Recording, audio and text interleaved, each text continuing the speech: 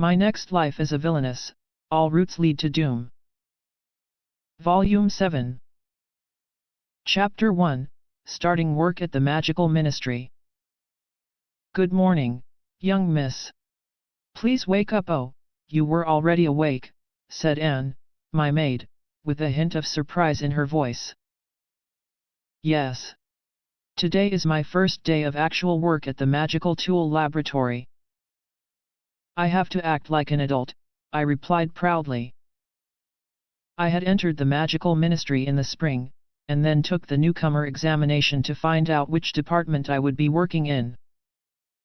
I ended up at the magical tool laboratory, where I would start working today. I was thrilled. I'm finally a working adult. I think I might get emotional. After all, my previous life had ended when I was still a student.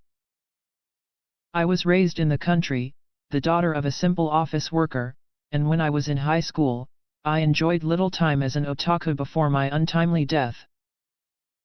I remembered all of this when, at the young age of 8, I fell down and hit my forehead in the castle garden.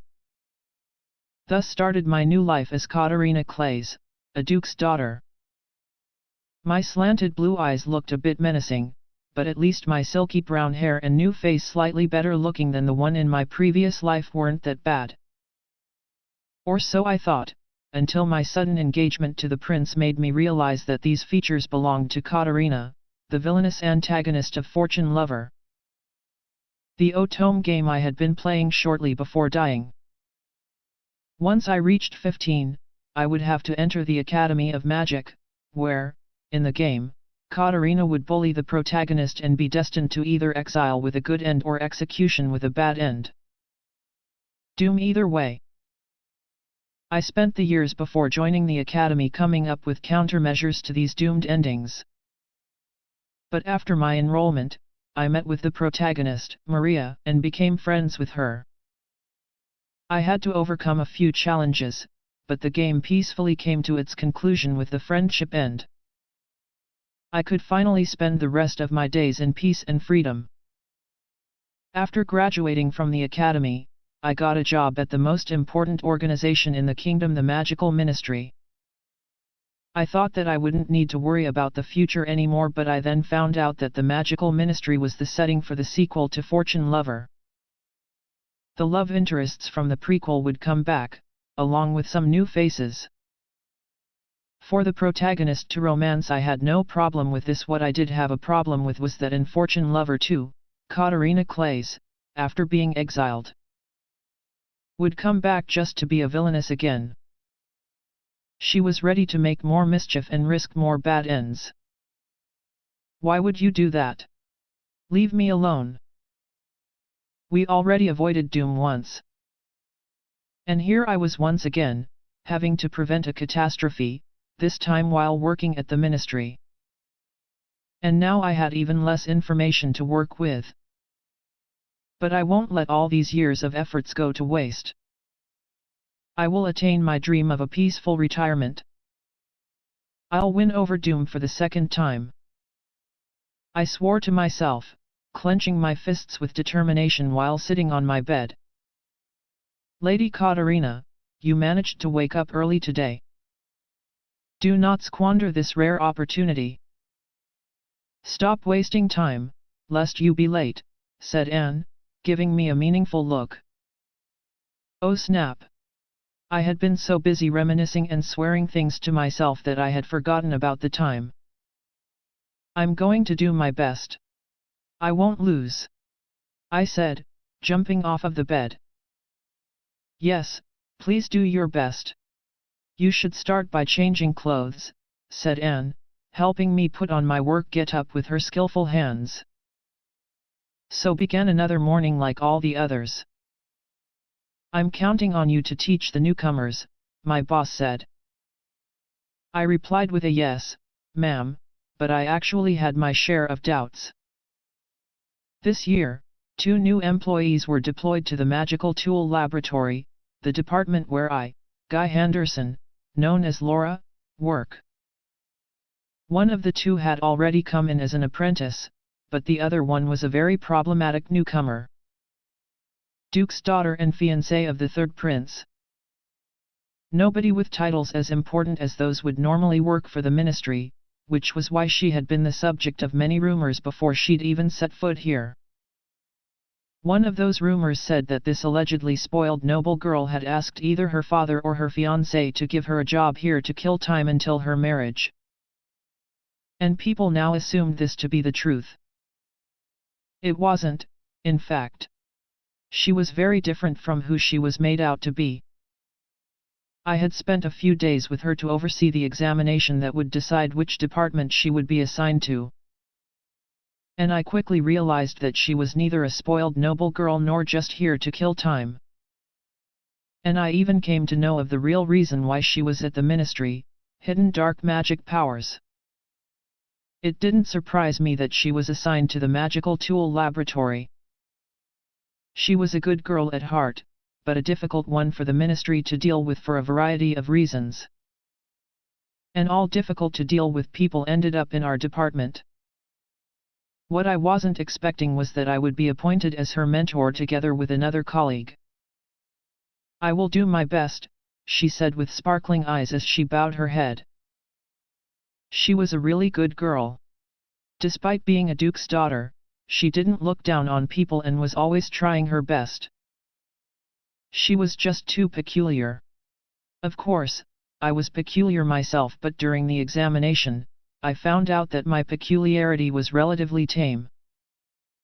I had nothing on someone who would try to fight a huge dragon with a stick. Katarina Clays looked at me with anticipation about what we would be doing next, and I, deep inside my heart, sighed. How am I going to mentor this girl? Today was my first day working at the magical tool laboratory. "I will do my best," I said, bowing to the two colleagues who would act as my mentors.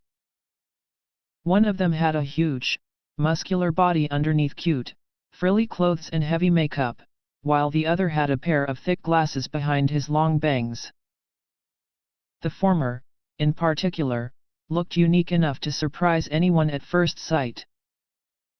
But after traveling together for a few days and becoming acquainted with her, I wasn't that shocked anymore. They were Guy Henderson, who preferred to go by Laura, and Nathan Hart, the two people who had overseen our examination.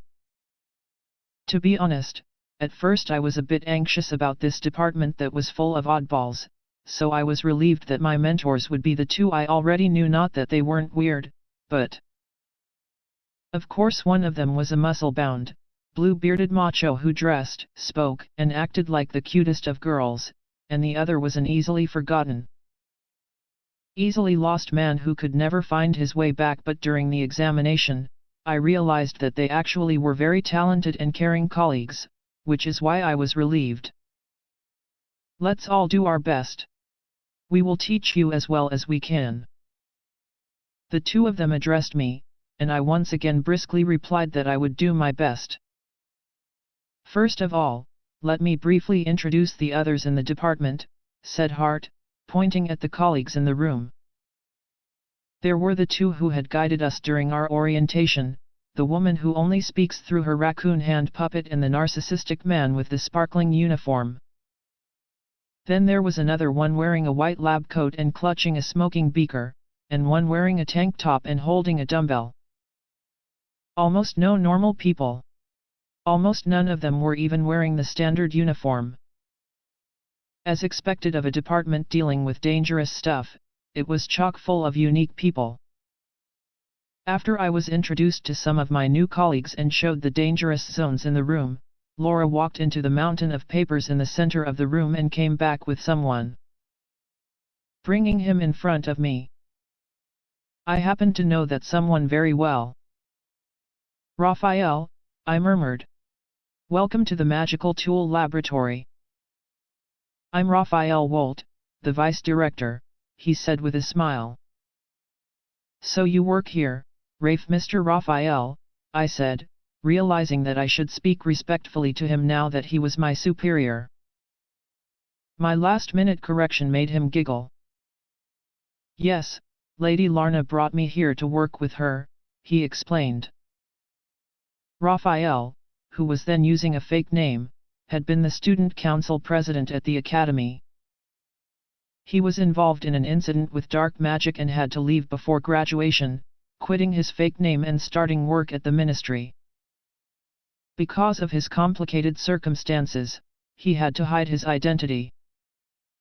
His red hair was still dyed brown, but his face was mostly back to his usual handsome one.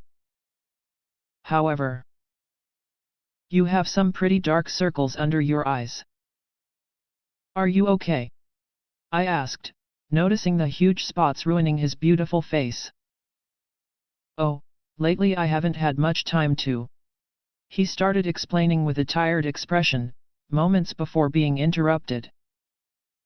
Mr. Raphael, new documents, said an employee before dropping a new pile of papers on Raphael's desk, making his expression get even worse.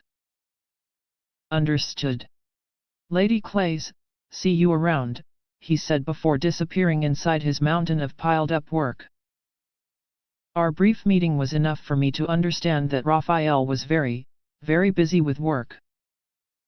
I was then introduced to some more people, and ended up greeting most of my new colleagues in the department. That is it for people who are here right now. There are some colleagues who are out right now, but I will introduce you to them when they come back, said Hart before sighing. Well, it is about time I explained the outline of our work here, he said, his face grave. Why yes. Please do. It was decided that I'd be hearing that explanation together with Sora, the boy who I had met during another incident at the academy. Originally an orphan from another country, he had hopped from job to job until reaching this kingdom, where he started work at the ministry just before I did. He was one of the possible romantic interests for FL2, and, as such, was not only talented but also stunningly handsome, with his hair the same light blue shade as his eyes. Why does Sora need this explanation after working here for months? I asked. It turned out that right after he had moved into the department, between Larna being out on duty and all the other colleagues being terrifyingly busy, he was given the simplest of instructions. Asked to only follow those, and then more or less left to his own devices. That's kind of sad. However, that explained why he was standing there with me, listening to that briefing. Hart's description of our tasks was surprising. The department was called Magical Tool Laboratory.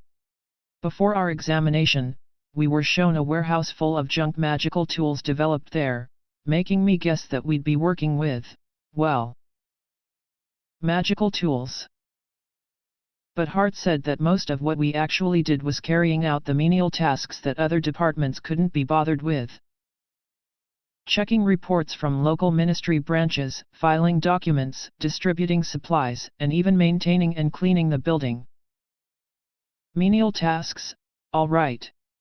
We'd only be researching magical tools in the spare time between those duties. Seeing my surprise, Hart elaborated on why things had turned out that way. Our department director Larna had displayed extreme talent at a very young age, and achieved a considerable rank as a result. This, however, made a lot of people from other departments dislike her, which was why they forced all boring, trivial jobs onto her. She was so talented that she would just come up with a magic tool to get the job done, and get more work thrown her way as a result. The magical tool laboratory may have been full of weird people, but they were brilliant weird people. Eventually people started asking her for assistance not to annoy her, but because they knew that she would be able to help. Now she couldn't really refuse helping anyone anymore. And since the department had gotten its new vice director, Raphael, a few years ago, its efficiency had increased even further, resulting in even more people asking for assistance. So on one hand, this department mainly had to deal with other people's menial tasks, but on the other, we were respected as people who could get things done. Other departments are more involved with research and experimentation, but magic tool research is a very young field, so. Long story short, while you're still new and we can't trust you with important documents, you'll mostly have to deal with manual labor. Is that okay with you? Said Laura, picking up where Hart had stopped. Okay with me? If anything, not having to use my head would be perfect. Leave the manual labor to me, I replied energetically. This may surprise you, but I wasn't actually all that smart back at the academy. I had the smartest students take turns tutoring me, and that was just enough to make my grades average. I was all too happy to do manual labor over research. I'd even been worried about not getting enough exercise now that work would take time away from tending to the fields. That's good to know, replied Laura, perplexed, while Sora's shoulders were shaking. After the explanation was over, we went out of the department office to meet our colleagues and see what our work would actually involve.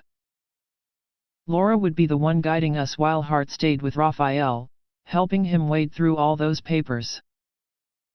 That was partly to help the busy vice director, and partly to avoid him getting lost while outside. I was told that, in general, Hart rarely left the office for work. Okay, let's go, said Laura enthusiastically, sounding like the host of a TV program I used to watch as a kid in my previous life. Since our other colleagues were currently moving around the building and would be difficult to track down, Laura said that she could give us a tour and introduce us to any colleagues who we happened upon in the process, kind of like how we did things during orientation. Miss Katerina, said Laura, turning around before starting to walk, I heard that during the orientation, you lost consciousness halfway through and weren't able to see the whole place. You definitely need to see where everything is, especially because our people often go to other departments for work. She was referring to that very unfortunate accident on my first day.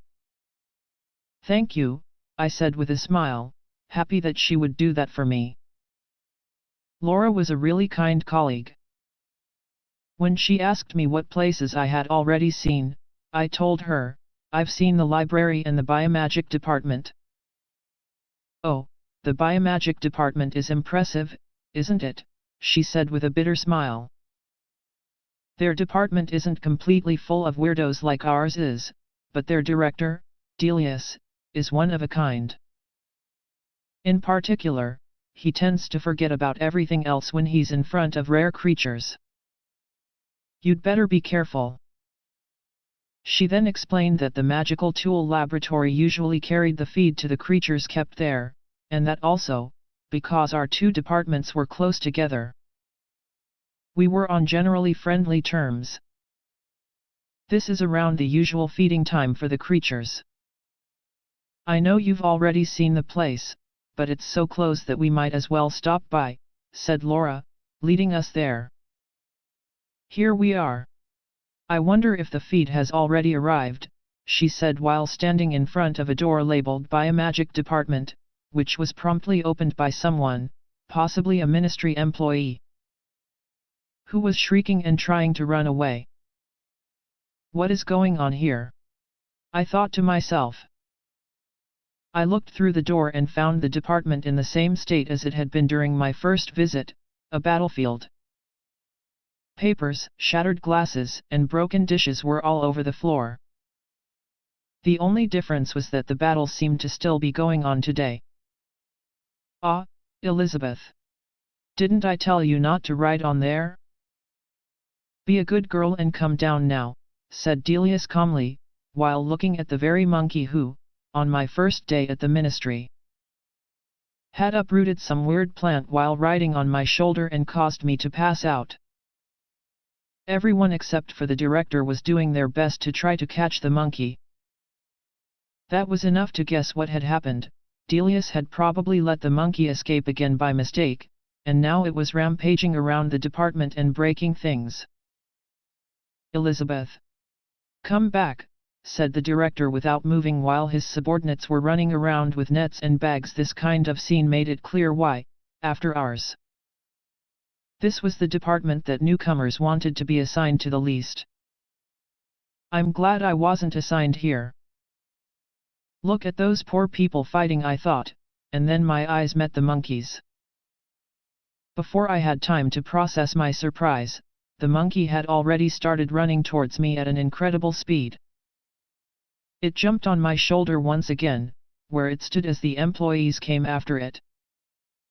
Startled, I tried to dodge them, but my legs didn't move in time.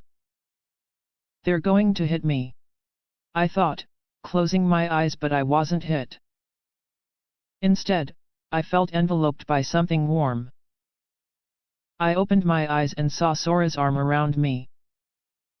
He was enveloping me, protecting me from the incoming monkey hunting employees. And what's more, he used his free hand to catch the monkey. The love interests in FL2 also had incredible reflexes. Thank you, Sora, I told him, and he immediately released me from his arm, looking away from me and giving only a brief sure as an answer.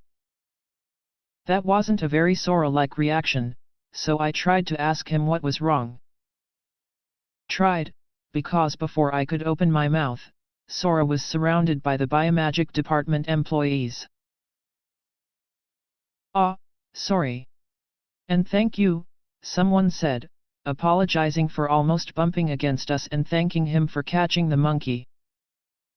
Sora handed them the animal, and they collectively smiled and sighed in relief.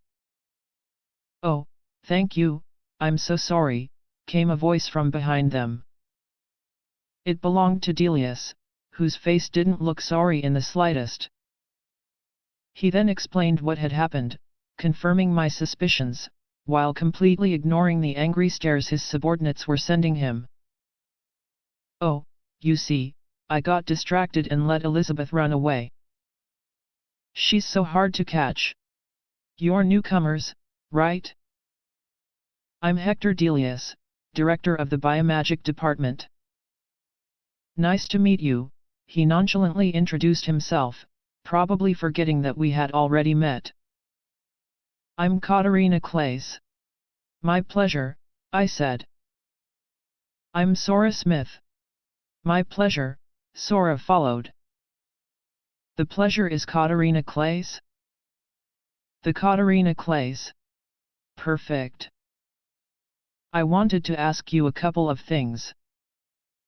Would you mind? Delius said, his eyes suddenly sparkling, while inching closer to me. What does he want from me? I thought in fear, and then noticed that he had stopped moving. Upon a closer look, I saw that a female employee had grabbed his collar from behind. I'm out for 1 second, and you cause another accident.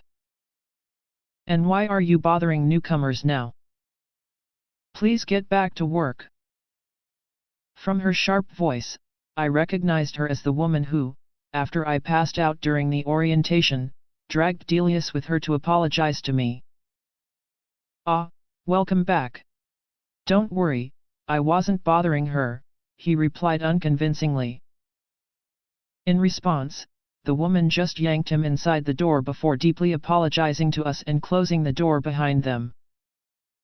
I wonder what he wanted from me, I murmured to myself. Delius has taken an interest in you, said Laura with a hint of pity in her voice. Interest? Why? I barely ever interacted with the guy. Why? He's crazily passionate about magic creatures, she said, confusing me even further, to the point where I might as well have had a question mark floating over my head. Some of the directors have found out about your pet, she said with a sigh. Pet? You mean Poki? Poki was a dark familiar, specifically a black puppy who lived inside my shadow. The fact that I owned him had to stay secret. Yes, Poki, as you can see, Delius loves magic creatures. Larna said that he's been obsessed with doing some research on it. I see, but I think that Poki has undergone a lot of research already, I said. As the first dark familiar ever found, the ministry had previously borrowed Poki for a while to do research on him. Since they couldn't find anything problematic, they'd given him back to me and he now lived in my shadow.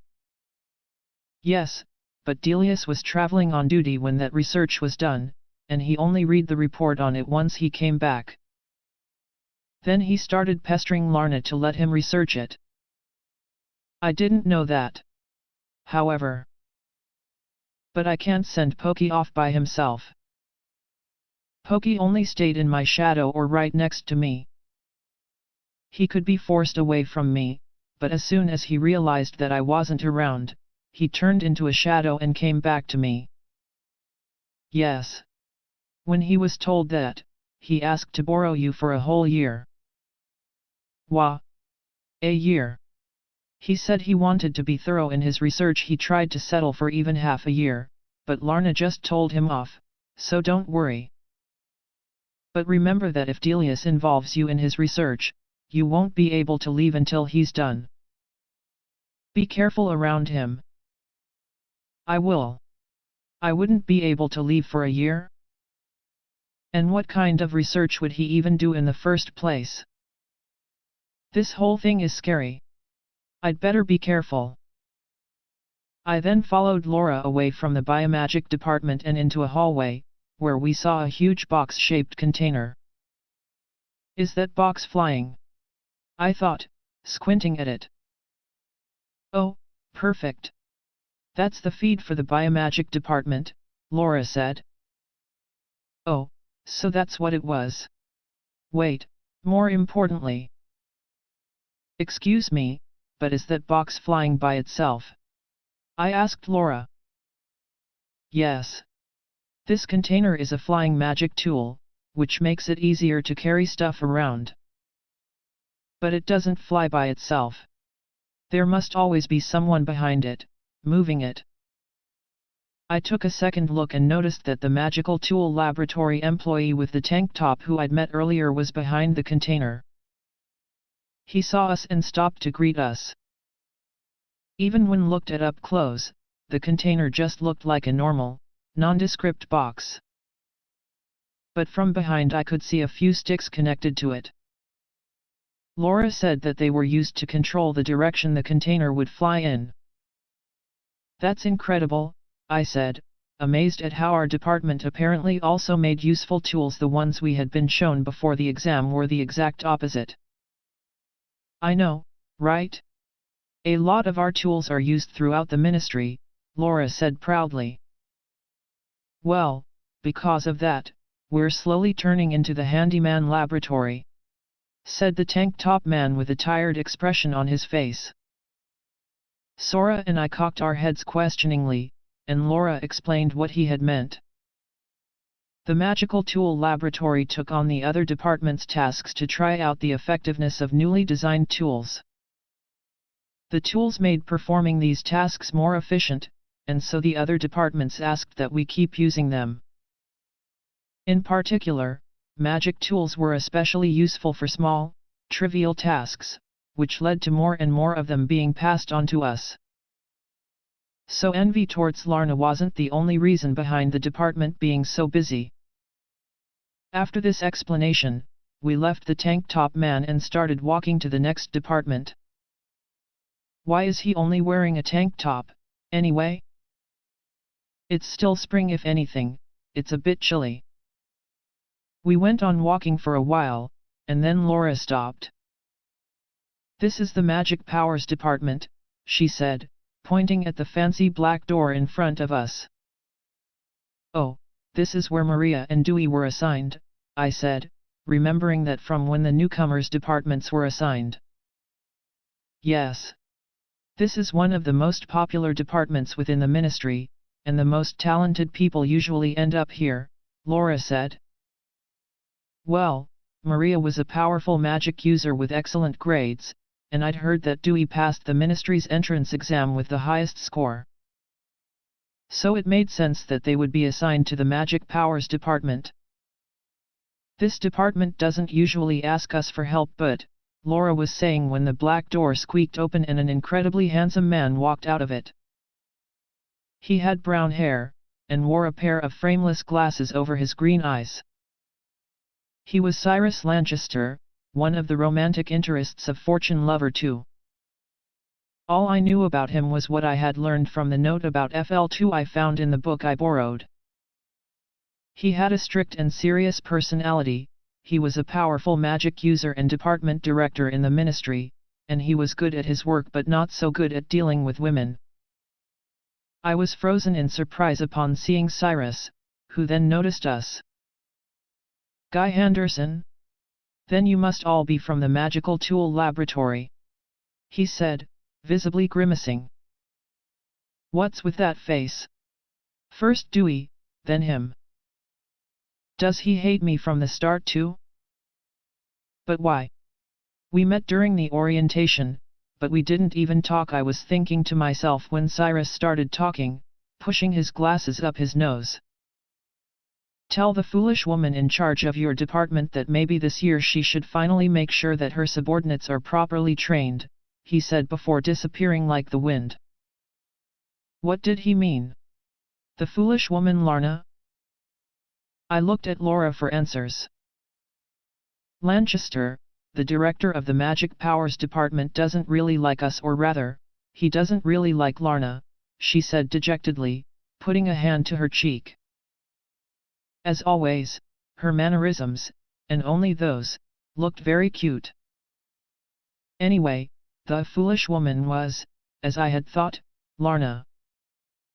"He's a very serious person who strictly follows the rules, so he doesn't get along well with Lorna. She's a very good boss, but she can be eccentric. She often skips directors' meetings and, when she's interested in something, she just goes ahead without thinking of anything else. Lanchester makes it really clear he doesn't like her. But right now he looked like he didn't just dislike Lorna, but all of us," said Sora, taking the words right out of my mouth. "Yes, exactly, he doesn't like any of us, since our department is full of unique people who don't follow the rules," she said, looking even more dejected than before. I took a good look at her flamboyant makeup, and her modified, frilly uniform. The rulebook we'd received before entering the ministry said that modified uniforms and excessive makeup were prohibited, meaning that Laura was breaking the rules. I wonder if cross-dressing is against the rules to begin with. I was now so used to seeing Laura that I'd forgotten how peculiar she looked. And then there were all the other colleagues in my department, almost none of whom were even wearing the uniform. It was no wonder that a person as strict as Cyrus would hate us. However, as one of the new love interests of FL2, he was likely to lead me to doom. I had to befriend him, like I had with Dewey, and learn more about him, but he hated my whole department. I let out a big, sad sigh inside my heart. Our tour went on and ended without any other remarkable event. Since the building was so large, Laura only showed us the most important places, just like during the orientation. "This place is huge, but you only need to remember a few points of interest. Don't start walking about willy-nilly, or you'll get lost. A colleague from our department actually got lost just a few days ago," she said, scoldingly raising her index finger. Of course, she was talking about Nathan Hart. Thus ended our tour, the explanation of our work, and my first day at the Magical Tool Laboratory. "Starting tomorrow, you'll be doing real work," Laura said, and I went back home feeling excited about the next day. The ministry actually had a dormitory where Maria, Dewey, and Sora were staying, but they didn't let me stay there. The reason, I was told, was that there was no room fit for the daughter of a duke. Not that I cared about the room I stayed in, but I was only allowed to live somewhere befitting my rank, and so I had to travel from home to work and back. The swaying carriage brought me back home, where Mother had been, apparently impatiently, waiting for me. "Did you do anything improper?" she asked me. "Not at all. Things went perfectly," I replied briskly. Keith and Father, on the other hand, appreciated my hard work. Starting this spring, by the way, Keith had become a sort of secretary to father, to learn about his work and become ready to inherit the title of Duke Clays. He was so busy that we couldn't see each other as often as usual, and that made me feel a bit lonely. I ate dinner with my family, talking with them about my day at work, and then went back to my room. HMPF. HMPF. HMPF. Excuse me, young miss, you seem to be very busy, but may I ask you one question, said Anne, my maid. Yes, of course. What is it? I said, dropping the dictionaries I was holding in each hand. Why are you making strange groans while moving those dictionaries up and down? Ah, this? I'm just working out my arms. I'll start work tomorrow, so I thought I'd need as much muscle as possible.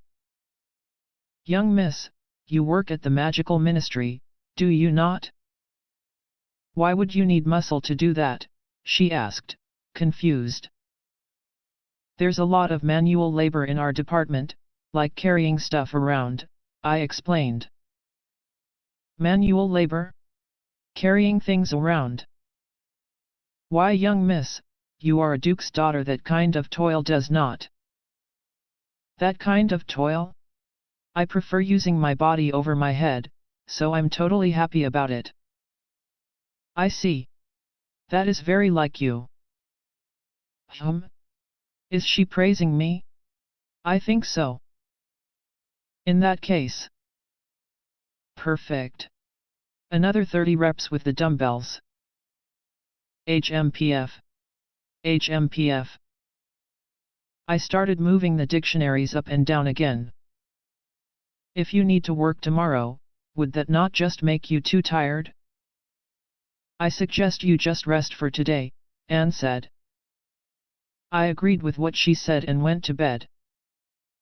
The next morning, like on most mornings, I had Anne pull off my covers, help me prepare while I was still half asleep, and put me on the carriage that would bring me to the ministry. The ministry was in the same area as the academy, so I already knew the place and it wasn't that far away to begin with.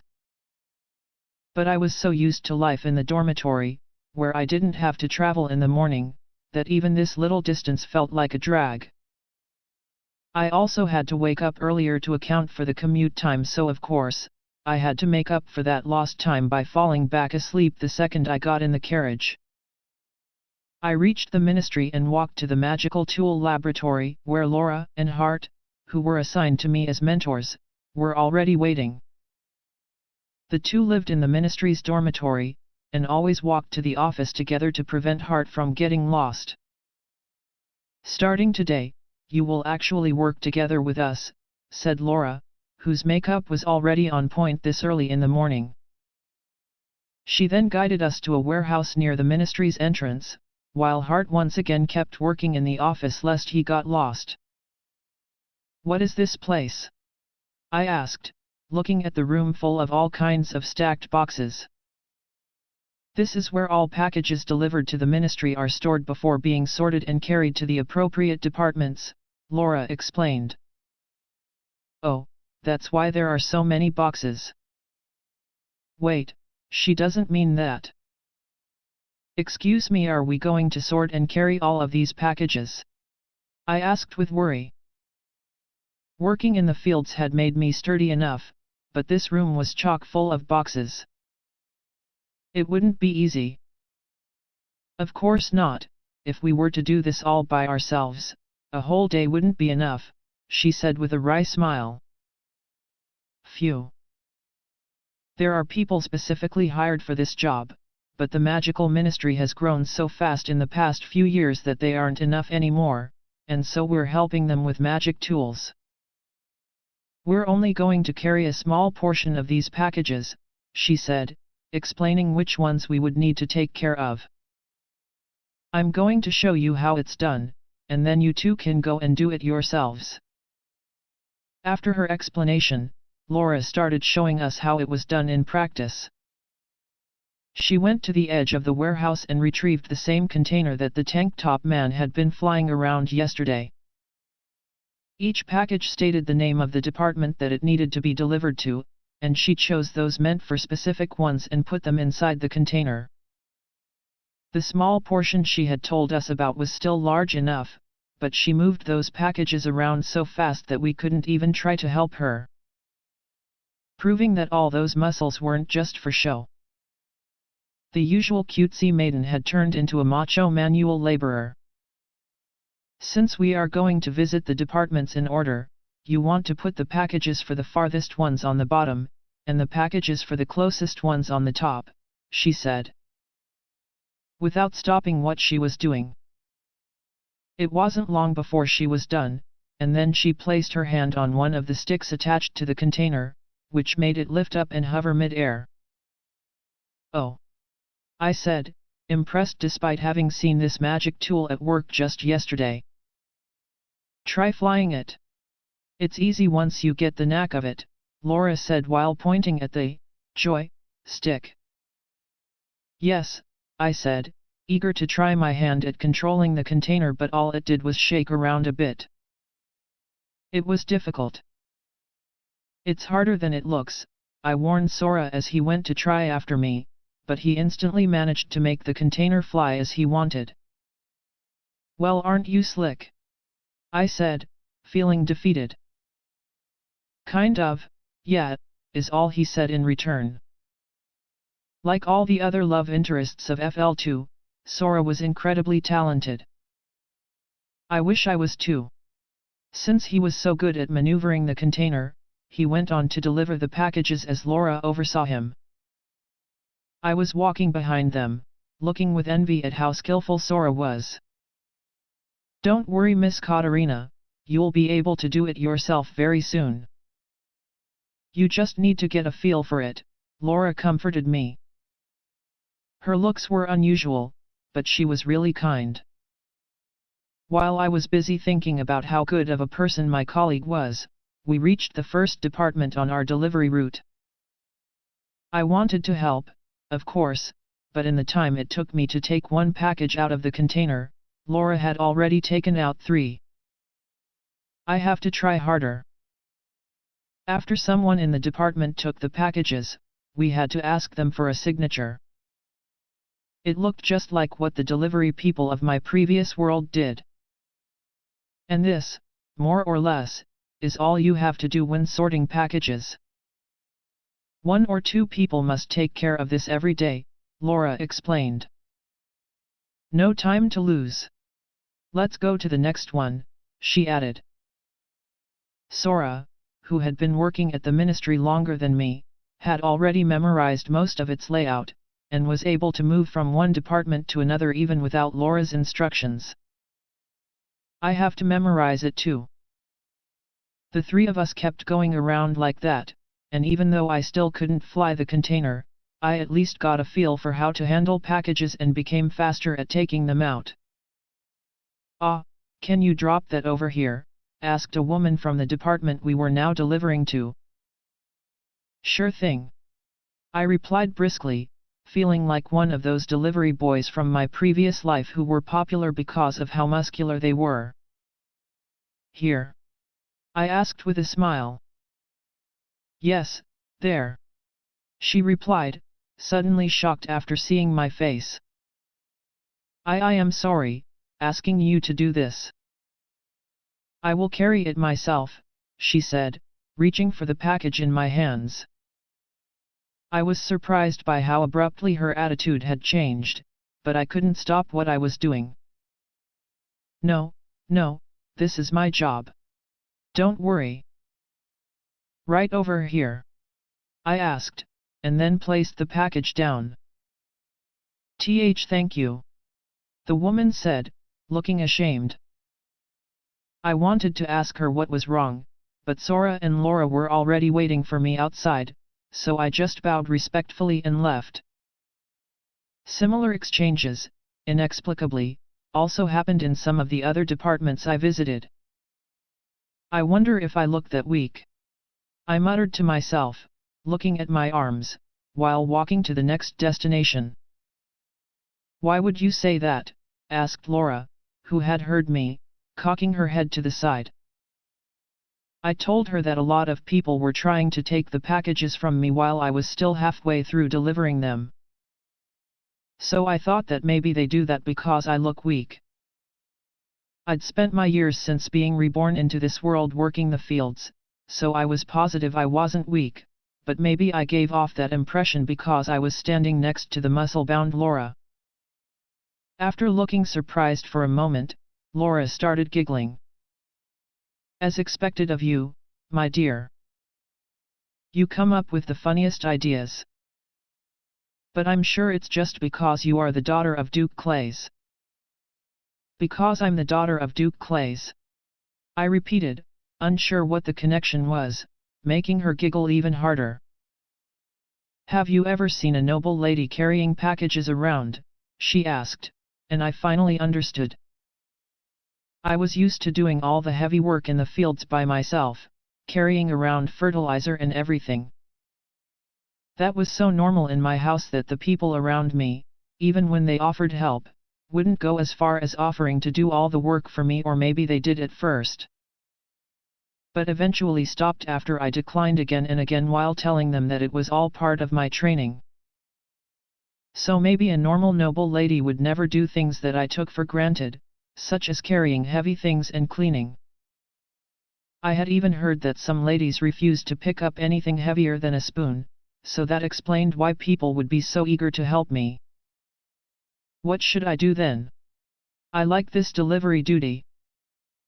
Carrying packages and other manual tasks were one thing, but if I were to stop doing this, the alternative would be what Hart was doing, working through piles of documents while holed up inside the office. I could never stand that. I want to keep doing this. I looked at Laura, who was still giggling, and waited for an answer. Tee-hee, just keep doing what you did today. People will eventually grow used to it. She had a point. The people at home had grown used to it as well. Thank you. I will. I replied. Very good, she said, patting my head. I'm sure the rumors will also stop, she mumbled to herself. Her voice was so low that I hadn't heard what she said, so I asked, but she smiled and said it was nothing. We then spent the rest of the day making our rounds at the ministry, helping with this and that as Laura taught us about the job.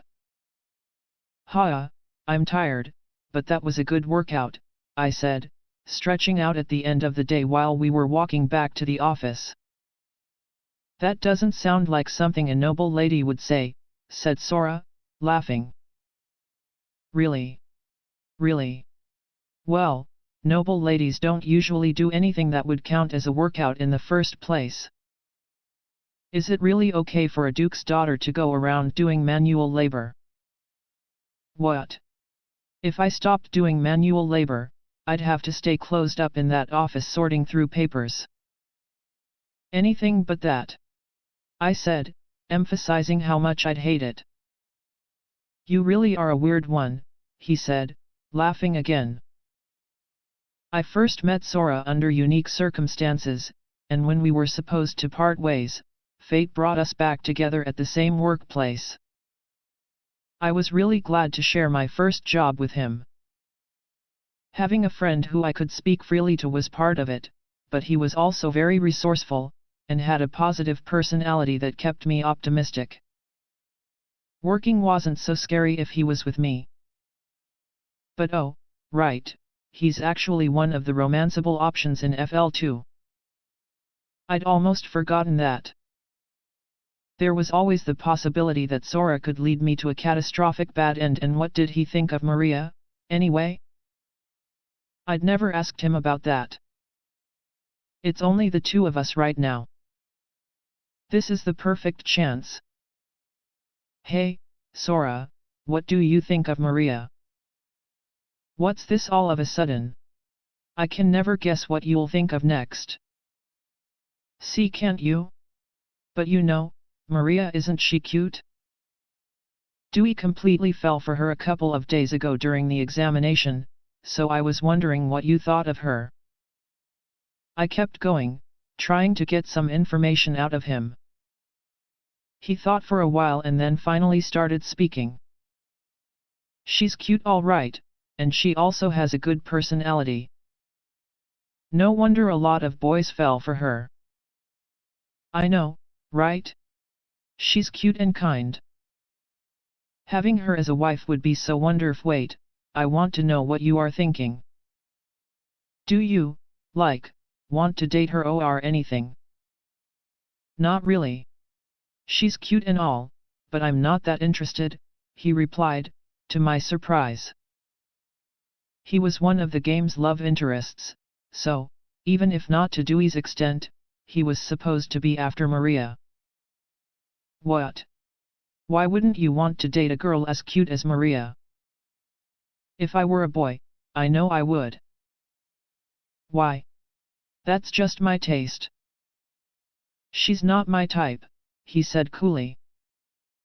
If a girl as cute and kind as her isn't your type, then what kind of girl is? Dumb girls who always give their best, he said after thinking for a while. I wasn't expecting that. You have really weird taste, Sora, I said, and he gave me a nudge. I was just speaking my mind, no need to be offended. His taste in girls was really unique, but, through interacting with Maria, he could change and fall in love with her. I'd better keep an eye on him. Once we reached the ministry's entrance, the Clay's carriage was waiting for me. See you tomorrow, Sora. Don't oversleep, and come here on time, he said before I disappeared into the carriage. Looking through the window, I saw Sora walk back towards the entrance. That made sense, since he lived in the ministry's dormitory. He didn't need to pass the gate to go back home. Had he come all the way here just to see me off? He's kind of rough around the edges, but deep down he's really kind too. The note on FL2 said that in one of the bad ends Katarina would fight the love interest, who would fall victim to her dark magic. Of course I didn't want to get killed, but I also wouldn't want to permanently injure Sora by fighting with him. I prayed that I'd never have to choose. The next day, I was once again able to wake up, or, more precisely, to be woken up by Anne, early enough to get to the ministry on time. Despite the previous day's hard work, I, trained by all my years tilling the fields, felt no pain anywhere.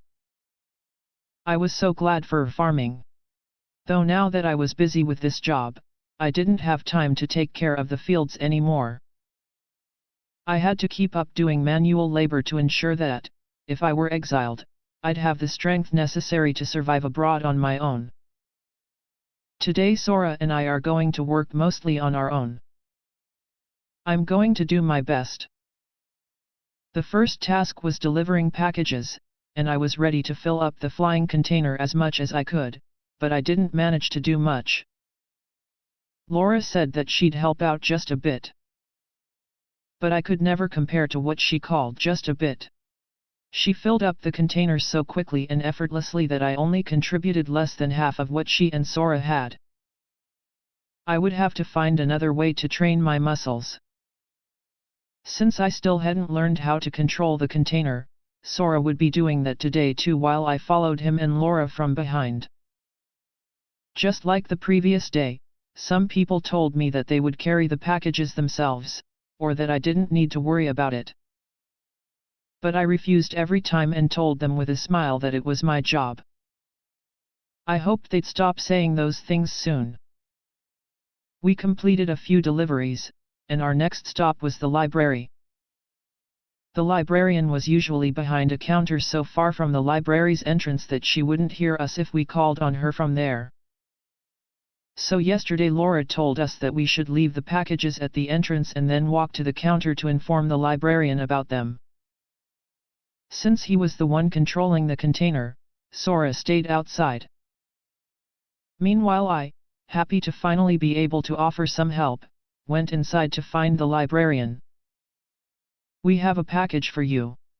It's right by the entrance, so please come and confirm the delivery, I told the old woman behind the counter. Thank you. I will come immediately, she said, standing up. That very second, several ministry employees came out of the other side of the library, approaching her. I'd like to borrow this one book, said the closest one. Oh, I am sorry. I need to go and receive a delivery, so please wait for a little while, the woman, who apparently was the only one tending the counter, replied. Receive a delivery? Asked the man who was trying to borrow a book. What is it? The errand department. He looked at me with disdain in his eyes. Forget about those losers and serve us first, he went on with a sneer. All the other ones behind him quickly followed suit and started grinning. I can't believe these guys. The librarian was looking very troubled, but, not seeming to care, the people in front of the counter kept being rude. Be quick. Whatever dumb task the errand department is doing can't be as important as our work anyway, one of them said, looking condescendingly at me. Take that back. There is no dumb task. If packages weren't being delivered, you wouldn't be able to do your work. All work is equally important, said a calm but intense voice. A man with brown hair, green eyes, and frameless glasses appeared behind the employees who were waiting in line. It was the same man I'd met the day before, Cyrus Lanchester, one of the FL2 love interests. Sir Lanchester, said one of the men, as all of their faces turned grim. I cannot allow a ministry employee to say such things. Tell me your names and departments, Cyrus said, staring sternly at them. That is we just. They mumbled, avoiding looking directly at him, before forgetting about the books that they wanted to borrow and running away from the library. No running inside the building, Cyrus called after them. Thank you, I said, grateful for what he had done. I only reprimanded those men for their behavior. You have nothing to thank me for, he said coldly, before turning to face away from me. I'm going back to the office. You all keep doing your research, and come back once you're done, he said to someone deeper inside the library before leaving. Realizing that some of his subordinates were in the library, I craned my neck ever so slightly to peek at them. Maria. Dewey. I found Maria, my dear friend and protagonist of Fortune Lover, and Dewey, the young genius who was one of the game's love interests. We had completed our examination together just a few days ago, and now the two of them were looking at the open books in front of them with great concentration. Lady Katarina, they said in unison, surprised at hearing my voice calling them. I couldn't resist the urge to approach my two fellow newcomers and the piles of books they were reading. What are you two doing here? Director Lanchester told us to research some material regarding light magic, so we were doing that, replied Maria. Taking a closer look at the books, they were full of difficult words that triggered a sort of reading allergy reaction in my brain. That looks hard, I said. Not at all. You have to walk around the building doing a lot of different things, she replied kindly. I'm just doing that because I'm not good at tasks where I have to use my head, but wait, why do you know what kind of work I'm doing? Since our departments had been decided 2 days ago, I'd had no chance to talk with Maria about my mostly manual labor and all the weirdos working with me. Well, you are somewhat well known inside the ministry, she said with a troubled expression. Further explaining that the daughter of a duke going around running errands had become a sensational piece of news. I wish everyone in the ministry would get used to it and start taking it for granted, like my family does. Are you also here for research, Lady Katarina? Asked Dewey, with a smile on his face that I could have never even imagined seeing during our examination. At first I had been afraid that he hated me, but now I was really glad that he would talk to me normally like this. All that I had to do now was become even closer to him so that I could find out his weak spots in case things progressed like the game's script and push came to shove.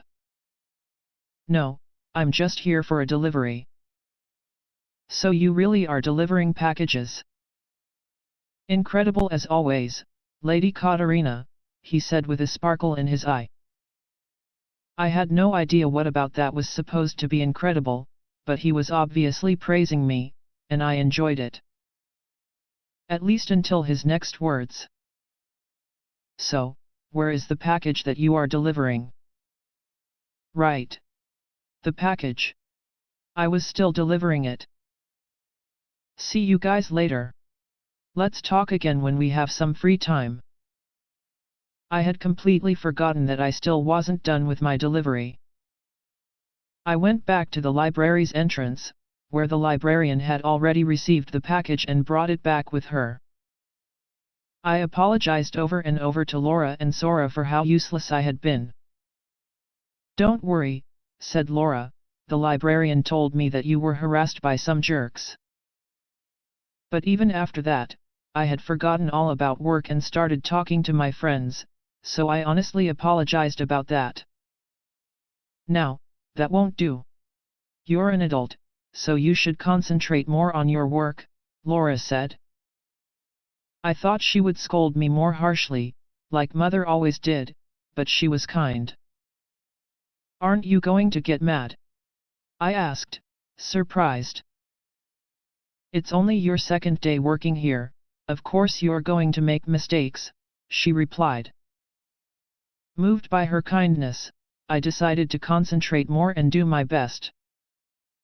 Anyway, you already ran into some annoying people, hey? Our department's work is very unique, as are the people in it. But despite how weird they are very talented individuals, so remarks like those you heard earlier are nothing new. Don't worry too much about them. Sure. I'm very good at not worrying about things. I'd been engaged to Jetord since I was 8, so I was used to unsavory remarks. Pointless insults went in one ear and out the other. You're a very strong girl, Laura said while giggling to herself, before frowning slightly. But all we do here is run errands. Aren't you envious of Maria? You're both newcomers, but she gets to research magic powers in the most popular department, she said. Envious? Of having to do research? Not at all. I'm not very good at using my head, so things like research are out of my league. I prefer carrying packages, cleaning, and other manual labor like that. I'm glad I was assigned to this department, I said honestly, and, for some reason, Laura started patting my head. You're such a good girl. Being patted by that huge hand hurt a little bit, but she looked so happy doing it that I just let her keep going. And so, apart from that one minor mishap, my second day of work went on and finished successfully. Sora saw me to the carriage again. You must be tired. I appreciate the thought, but you don't need to come this way, I told him, knowing that he didn't need to come in this direction. I can't have you get lost or fall asleep along the way, he said, coming with me all the way to my destination. I didn't think that getting lost could be a problem, but the previous day I had fallen asleep the second I sat down in the carriage and had to be shaken awake, so Sora wasn't far off the mark. My colleagues are so kind, I thought to myself while sitting in the carriage. I had worked for my first 2 days, and tomorrow would be off. The people at the department told me to rest well after what must have been 2 tiring days, but I had no time to rest. There was something I had to do right away. I had to find out more about the note. My future depended on it. Who wrote it? Why was it inside that book? The next day I would go to the castle and ask both Jetord, who had returned the book to me, and the person who was looking after it after I'd lost it. It's time to do what I can. Yet. Sequel? Returning Villainess? Come at me. I'm going to overcome doom again. I swore to myself before falling asleep inside the swaying carriage. Like on the previous day, I was so deeply asleep by the time we reached the mansion that calling my name wasn't enough to wake me. I had to be grabbed by the shoulders and shaken. I went back to my room, still drowsy, and, without any energy left to even eat dinner, I fell asleep until the next morning. I guess I was more tired than I thought. Chapter 2, Deep Inside the Castle. I could sleep longer the next day since I had no work, and I woke up feeling nice and refreshed. The weather was good too, a perfect day for going outside. Keith would usually come with me whenever I went to the castle, but today he was busy helping father with his work, so my maid, Anne, came with me instead. Don't do anything reckless and make sure that you are not, under any circumstance, alone with Jedward, Keith said. Do not do anything abnormal. Do not run around with your skirt pulled up, Mother followed up. The two of them then asked Anne to be very, very careful. Is it just me, or am I still being treated like an 8-year-old child despite being a 18-year-old, respectable, adult lady? Regardless of this treatment, at least they gave me permission to go to the castle. I insisted that I wanted to thank someone for returning something important which I had lost. So I promised to do as they said and boarded the carriage. Upon reaching the castle, I decided to go to the room where my book had been kept. If I went there, I could probably seek out the person who had found my bag, and ask any questions I had directly. I also wanted to ask Jedward if he knew about the note, but Keith had told me that Prince Jedward is very busy with his official affairs, so if you want to greet him, limit yourself to a brief goodbye right before coming back home, so that would have to wait. Accompanied by Anne, I went to the storage room. I was walking deliberately and elegantly, as Mother had instructed. I can be ladylike if I need to. The last time I'd been to the castle was during the graduation party for the twin princes. Back then the whole place had been covered in festive decorations, but now it was back to normal. When I reached the room, I spoke to one of the servants who was working there and, after stating my name, asked to see the person who had found my bag. That servant rushed to lead me to a table in the corner of the room, quickly bringing me tea and snacks. I hadn't received the castle treatment in quite a while, so I went ahead and commented to Anne under my breath. When I'm treated like this, I kind of feel like I'm some kind of noble woman. Young miss, in case you have forgotten, you are a noble woman, she replied, amazed. Of course she was right, I was a noble woman who had people take care of everything, from dressing up to preparing meals, for her. But Mother gave orders to all the servants to be very strict with me, so they would say things like do not leave crumbs around when you eat. That didn't really make me feel like a noble woman.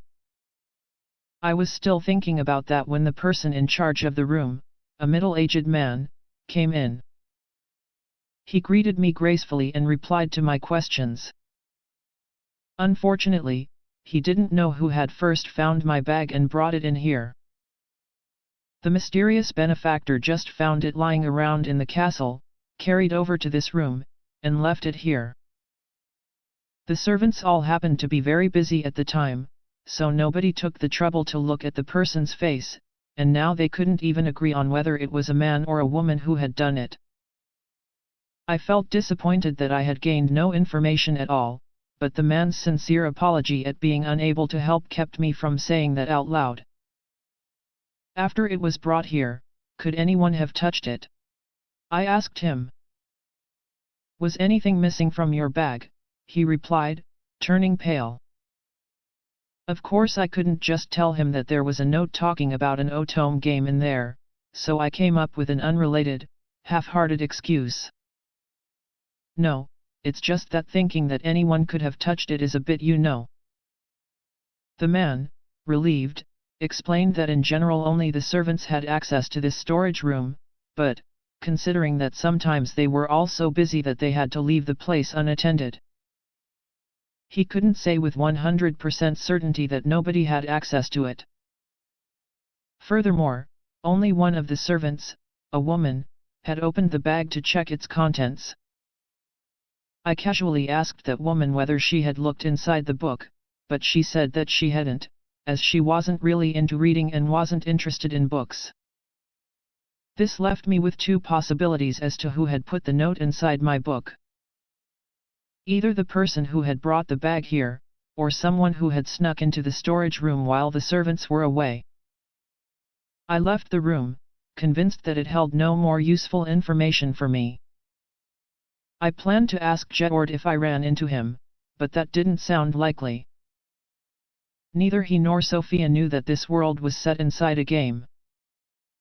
If they did, they would know what the roots and ends I sometimes talked about meant, and they wouldn't look so weirded out.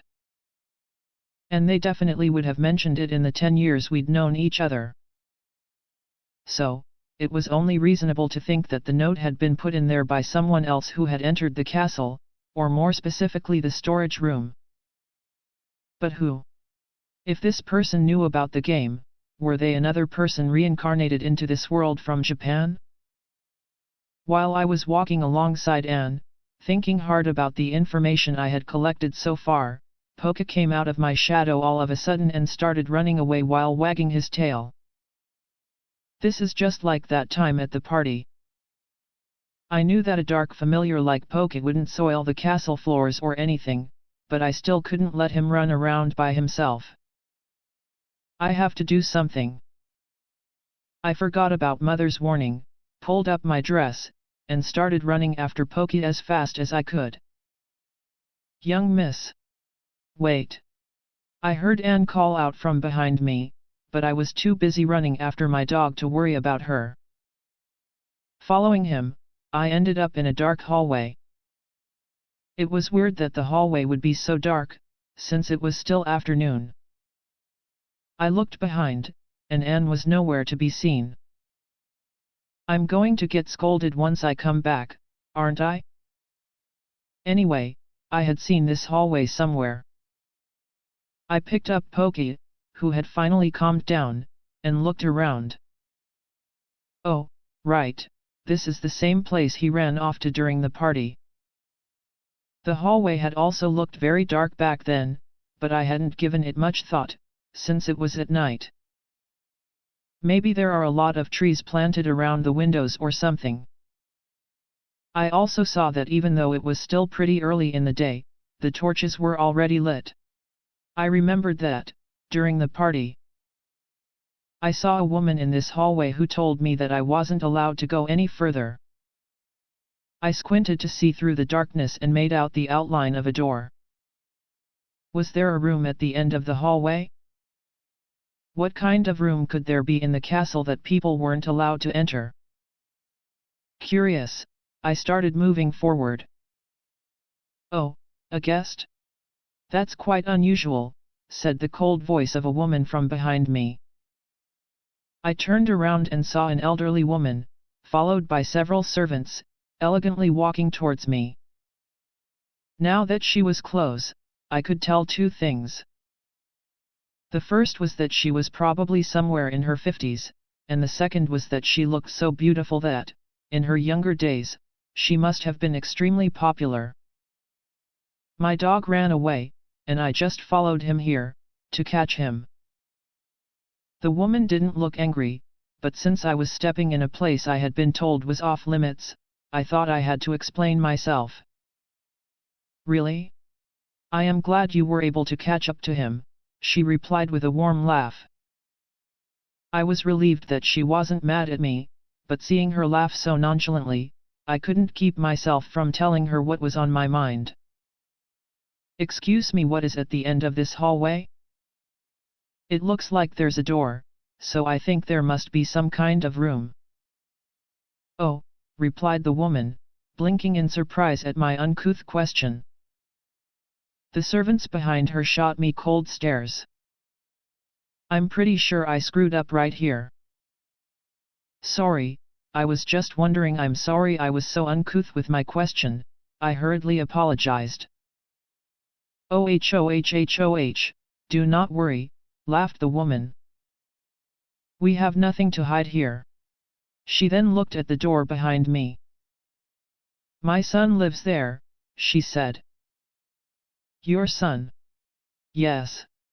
He is well of age, but he refuses to leave his room or do anything at all, really. Quite the troubled son, is he not? She sounded really casual despite the gravity of what she had said. First of all, I was surprised to know that there were shut-ins in this world as well. But, she said, staring sadly at the door, the reasons why he became like this are so serious that I cannot bring myself to force him out of his room. I let him stay there, and sometimes, like today, I visit him. That must be tough for you. Previously, I had considered shutting myself in the mansion to avoid the catastrophic bad ends.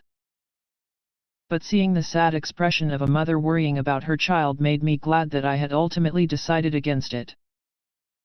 Still, a shut-in inside the castle, who could that be? Ah! I'm pretty sure that only the royal family and the servants live inside the castle. The servants have their own, separate quarters, and this place doesn't look like that, which means that the shut-in is a member of the royal family. Unbelievable. And wait, if he's royalty, then his mother must be. Excuse me, but you are? I said. Oh, I have not introduced myself yet. I am Estella Stewart, she replied. Stewart? I said to myself, surprised, as she chuckled. In regards to my rank, I am the Dowager Queen and stepmother of the current king. But now I am but an old woman, living away from the public eye and with too much free time on her hands. I've been talking to the former queen without any hint of formality. That's why the servants were staring at me like that. I introduced myself in a hurry. I am Katarina Clays, daughter of Duke Clays. Oh? The Katarina from the rumors. Rumors? What rumors? Oh, I am glad I could meet you, she said with a smile. She seemed like a calm, kind woman. Katarina. Lady Katarina. I heard two voices calling for me, Georg and Anne. They were probably looking for me.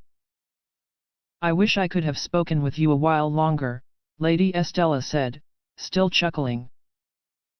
But it seems that there are people looking for you. Let us meet again. She gestured for me to go towards Georg and Anne. I bowed to her like a proper noblewoman should and went back through the hallway. I walked back to Georg and Anne, who started scolding me. Don't run around with your dress pulled up, don't do weird things on your own, think before you act, and so on and so forth. I knew it was my fault for running off like that, but I still felt dejected. I also found out that it was Anne who had told Georg that I was lost inside the castle, and the two had then started looking for me together. I'm very sorry. I heard that you were very busy with work today, and I made you lose time looking for me, I apologized, and he looked at me in confusion. I did indeed have official business today, he said, however it was only a greeting which lasted but a few minutes. Who, exactly, told you that I was busy? Keith told me, but I guess he was wrong. Oh, I see, he said, with a smile that seemed to be hiding something. We went back to the guest room while chatting, and I was served tea and pastries. That was the second time that day, but I definitely wasn't going to complain. Chasing Poke had made me thirsty. As soon as I took my first sip of tea, Georg started talking. How far into the castle did you go? He asked. He and Anne had seen me walk towards them from deep inside the hallway, and they had apparently been wondering about that. I told him about my encounter with Lady Estella. "Oh, so you met the Dowager Queen?" he murmured, staring down pensively. His usual smile was nowhere to be seen, and instead he had a concerned expression.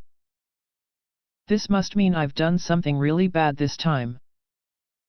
I shouldn't have spoken so casually to her. I didn't even know who she was," I said, and Jedward looked at me, his expression still troubled.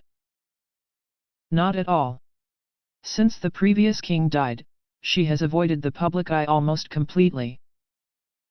Most people our age would not know her appearance, and, in any case, she is not the kind of person to be offended at not being recognized. You should not worry about it." "I see. So, what's the problem?" "Problem? What do you mean?" he asked, surprised. "Well, you look so distressed." "Oh, that is what you meant," he said, laughing gloomily. "I was simply embarrassed." "Embarrassed? Why?" "Because you have come to know a most unfortunate truth about my family, the fact that my uncle has barricaded himself in his room and has not left it in years. We are not actively hiding that, nor is it a complete secret, but it certainly is not something we are proud of. The royal family would never be proud of an adult shutting himself inside the castle, that much was clear. But I heard that there were very serious reasons why he started doing that," I said, remembering what the former queen had told me. "Maybe he was scared about some catastrophic bad ends waiting for him outside his room." "Indeed, he has his reasons. But those, too, all relate to trifles amongst relatives. Katarina, you do know that the previous king had concubines, yes?" "Yes, I know that much.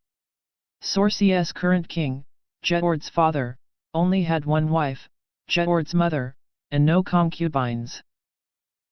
And since he already had 4 sons ready to succeed him, he had announced that he didn't plan to take on any concubines in the future.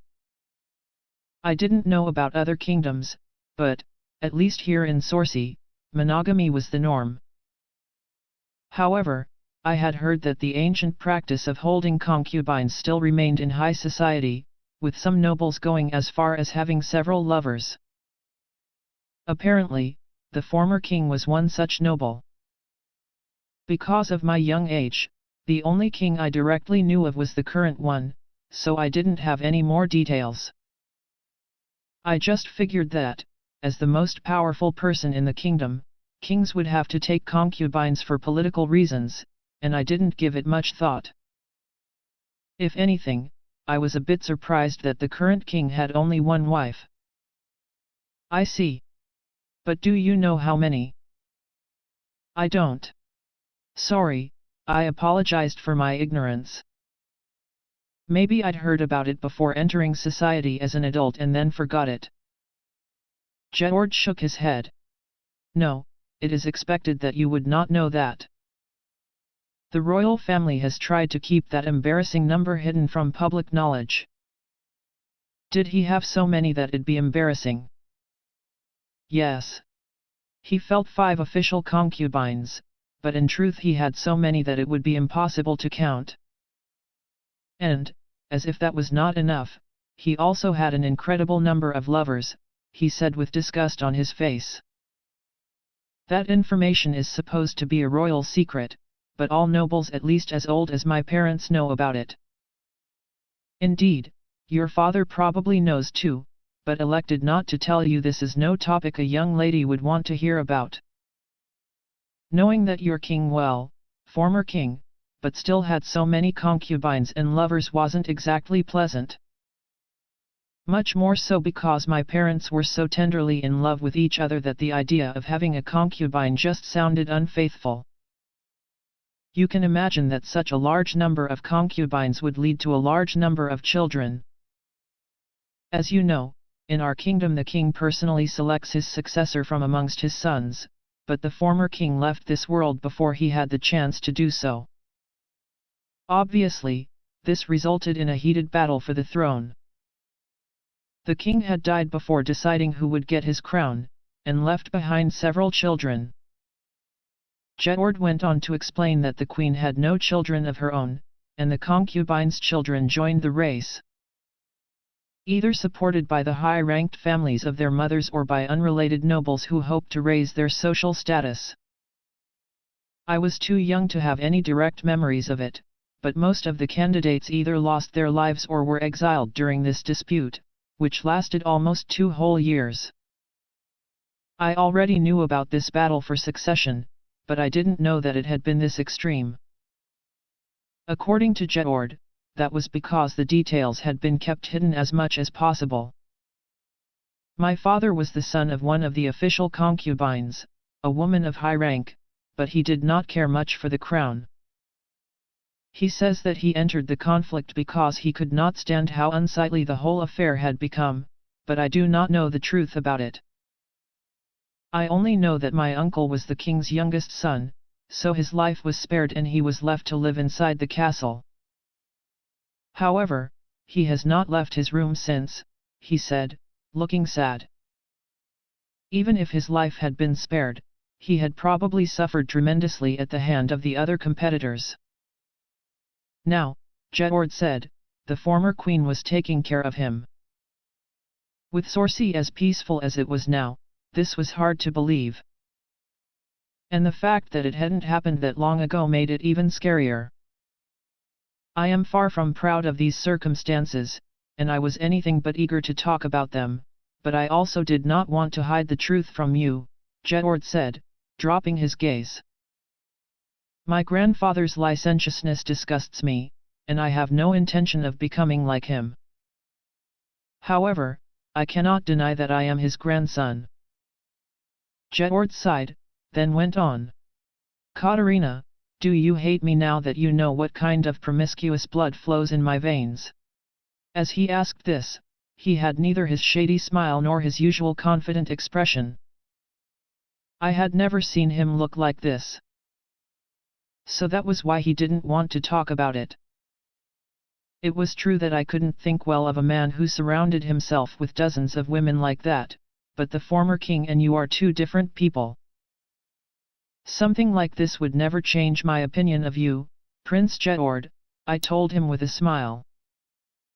I also know for sure that you are not the kind of person to be unfaithful or play around with women.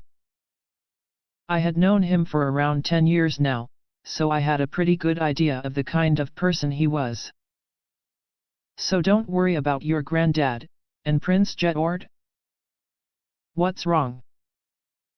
He was looking down even lower than before, hiding his face.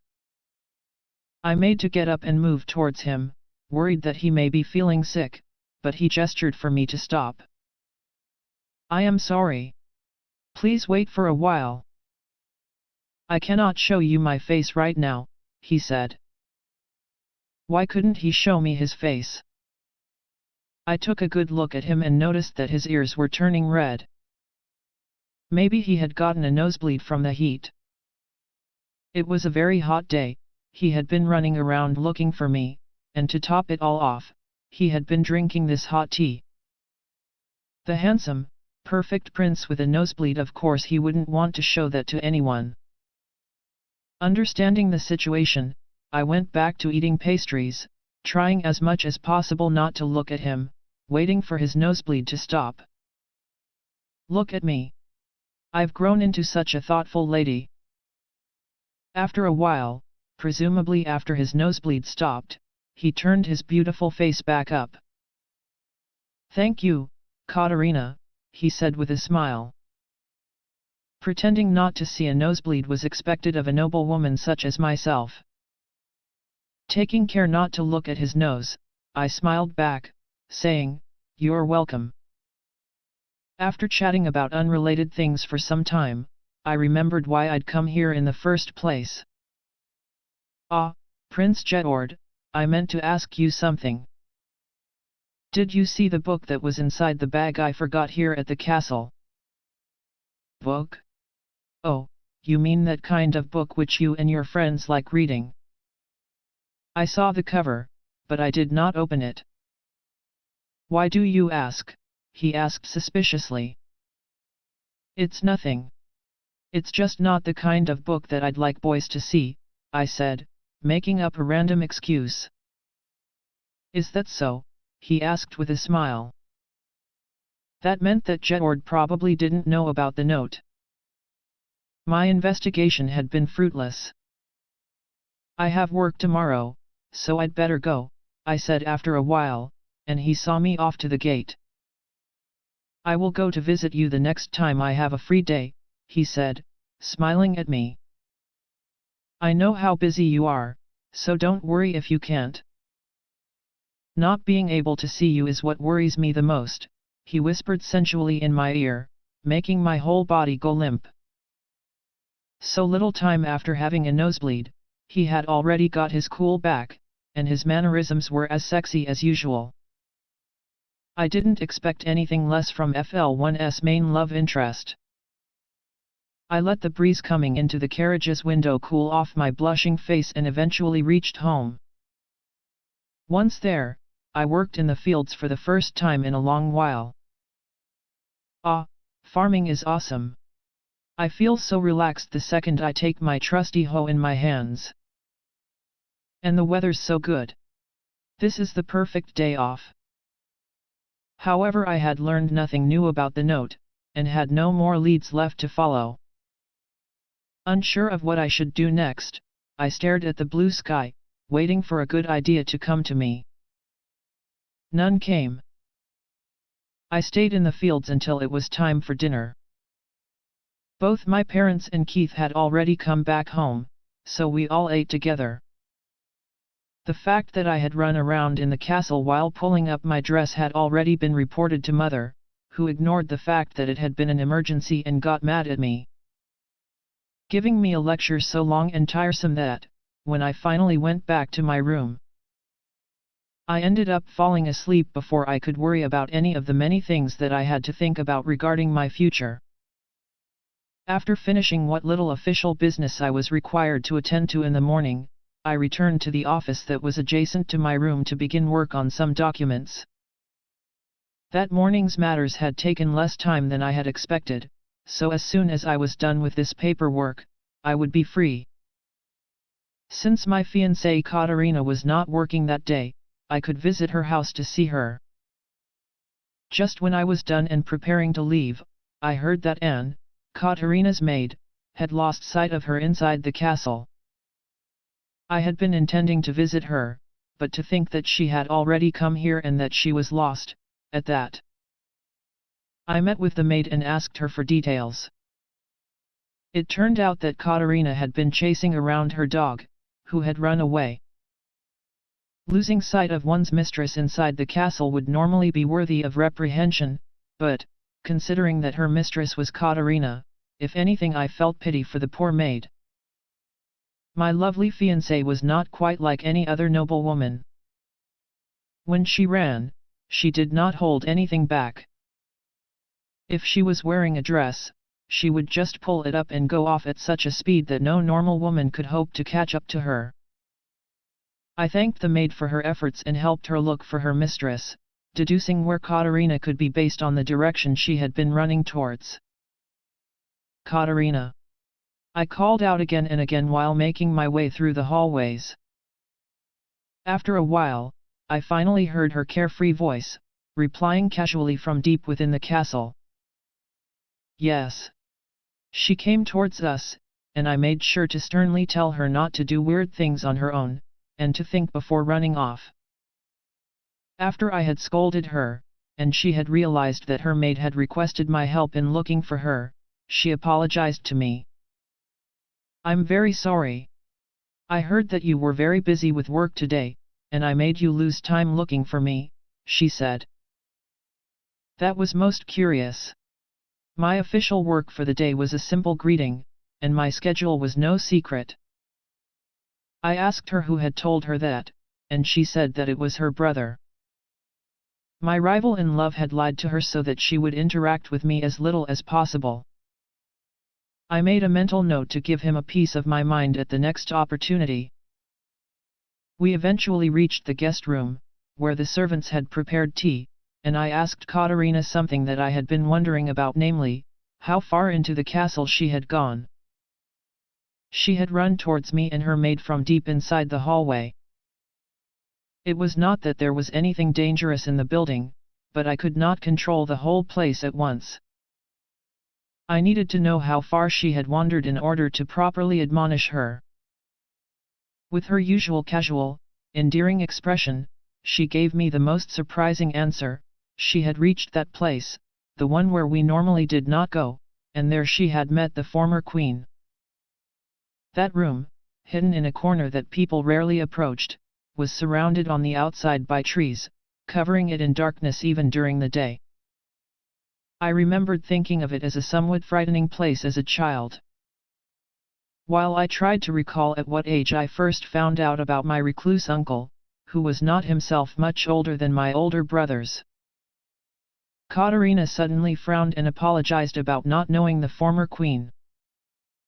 I told her that it was not a problem at all. Katarina certainly was far from good at remembering people, but, in this case, it was not her fault. I see.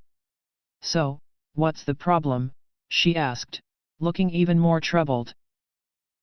As it turned out, she had seen my expression grow concerned, although I had not noticed it myself. That would normally never happen to me, but my self-control was not as steady when I was with her. I should just tell her the whole truth, I thought. After knowing her for all these years, I understood that Katarina was completely immune to subtlety. I honestly told her that I was embarrassed that she had found out about the unfortunate circumstances of one of my relatives. She cocked her head to one side, looking genuinely confused. I told her that the man refusing to leave his room was my uncle, and she remarked that she had heard there were serious reasons for why he was doing so. Of course, I thought to myself, surprised. How could I forget that my fiancé is such a person? She would never despise someone because of something so superficial. She always gets to know people before judging them. That is why I decided to tell her what I had not planned to reveal until after our marriage, the truth about my despicable grandfather. I told her about him, his promiscuity, the way he used his power to gather women around him, and the terrible battle for the throne that ensued because of him. She listened to my explanation without ever averting her gaze. Finally, I mustered my courage and told her my opinion of him. My grandfather's licentiousness disgusts me, and I have no intention of becoming like him. However, I cannot deny that I am his grandson, I said, unable to contain a sigh. I then asked her, "Do you hate me now that you know what kind of promiscuous blood flows into my veins?" If I may say so myself, I had always been an extremely gifted prince, without any noticeable flaw. I was good at reading people and well liked within noble society. But, even then, there was nothing I could do about this heritage of mine. No matter what I thought of him, I could not change the fact that the former king, a man whose mere mention was enough to upset many people, was my grandfather. That was why I had hesitated to speak about him to Katarina before our wedding. I was worried that she would despise him, and, by extension, his grandson me. I knew that Katarina was not like other people. I knew that she likely would not care, but still, I could not shake this fear. I waited for the answer like a criminal waiting for judgment. The former king and you are two different people. Something like this would never change my opinion of you, Prince Jedward. I also know for sure that you are not the kind of person to be unfaithful or play around with women. That was even more than I could have hoped for. Not only did she not think less of me, but she also said that she knew that I was not the kind of person to act like my grandfather. I once again felt that Katarina Clays was the greatest person I had ever met, and meeting her was, in fact, the happiest thing to have ever happened to me. I could not keep my face from turning red as my composure fell apart, but I did not want Katarina to see me like that. I hid my face and thanked her. When I finally regained enough self-composure to look back at her, she was smiling at me. We chatted some more about other trivial matters, and then I escorted her to the carriage that took her home. I promised to visit her as soon as I had the time. Missing the point, she said not to worry if I could not make it. I whispered, "Not being able to see you is what worries me the most," in her ear, and the way she blushed was so lovely that my expression risked falling apart once more. Chapter 3, I found a fantastic field. Anne woke me up, and I went to work. I was well rested after a day off. I reached the ministry by carriage and I went to the office, where Laura would be leading me as I did manual labor like on the previous days. I'm going to do my best today too, I thought to myself while rolling up my sleeves. However, looking at my sleeves, I realized that my outfit wasn't exactly ideal for manual labor. Having to wear a dress, and then the uniform on top of it is really cumbersome, I murmured to myself, catching the attention of my tank top wearing colleague. "Cumbersome indeed," he said. "Do you want one of these?" he asked with a smile, offering me a tank top that looked just like the one he was wearing. I had to refuse his kind offer. I could have accepted it if I was still the monkey-like girl of my previous life, but as an adult noblewoman, a tank top would be too much. Not to mention that it was still too cold to go sleeveless. But even if I didn't go all the way to a tank top, maybe it'd be okay if I wore work clothes, I murmured to myself. "Definitely not," said Sora coldly. "The rules say that we have to wear the uniform. This is the only department where people dress as they please." Well, he's right. Tank tops, lab coats, frilly dresses, everyone was wearing what they wanted, even though it was obviously against the rules. As it turned out, it was because the department's director, Larna, didn't really care about rules, and wouldn't scold anyone for their clothes. Her subordinates took this as an opportunity to substitute the uniform for whatever they liked. It was no surprise that the rule-abiding Cyrus Lanchester disliked us. This smart and handsome romanceable character from FL2 was the head of the Magic Powers Department. He attached great importance to rules and laws, and he disliked the Magical Tool Laboratory for being a collection of weirdos who couldn't care less about such things. But he did help me when those jerks were harassing me in the library, so he probably wasn't a bad person. Just like Dewey, he could have something to do with a catastrophic bad end, so, if possible, I wanted to befriend him and gather more information. But even if he didn't categorically dislike our department, I didn't see how we could ever become friends. According to my colleagues, he came from a relatively high-ranking family. He was diligent and talented, and he was considered a perfect, flawless individual. He was held in high esteem within the ministry and respected by his subordinates, but he only spoke the bare minimum and wasn't on particularly friendly terms with anyone. Being in a different department, and one that he hated, at that, it wouldn't be easy to casually chat him up. If I had at least played through FL2, I would know more about his background and tastes, and I could use those things to start a conversation, but I hadn't. And all the information I had came from that dream and that note. I had nothing that could help me befriend him.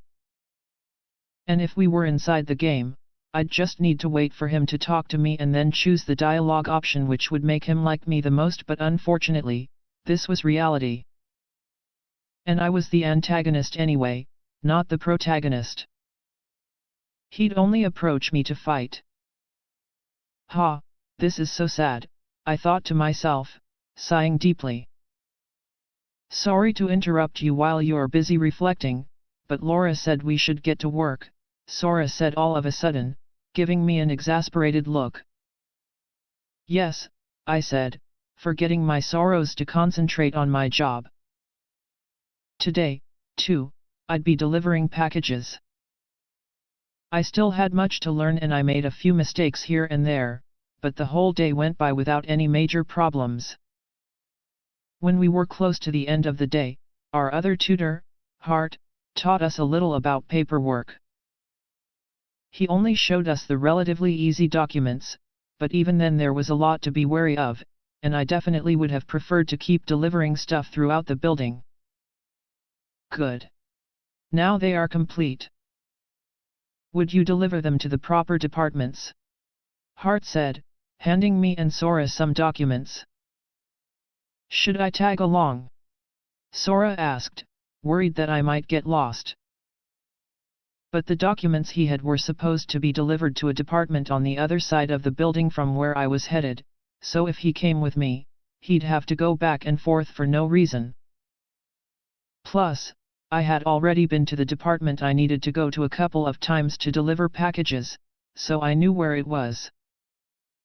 I explained that to Sora, and went to deliver the documents on my own for the first time. I was a bit nervous, but the kind-looking colleague who I found there just accepted the documents without any problem. Feeling accomplished after having completed my first solo task, I was on my way back to the magical tool laboratory when I heard a lot of fuss behind the door of that department. It was the biomagic department, and the monkey was probably at it again. I was warned that I'd be in for some trouble if their director, who was interested in Poke, caught sight of me, so I wanted to avoid that as much as possible. I walked faster to get away, but... Hey? What? I looked back, surprised by the weird noise I'd just heard, and I felt something heavy fall onto my head. What is this? The something on my head started pulling at my hair. Ouch! What? Ouch! I screamed, and I felt the weight lift from my head. The monkey I'd met before was now standing in front of me, holding my barrette, the one I always used to fix my hair, in its hand. Hey! That's mine! Give it back! I said, going after it. But it just grinned and started running away. Wait! Give my barrette back!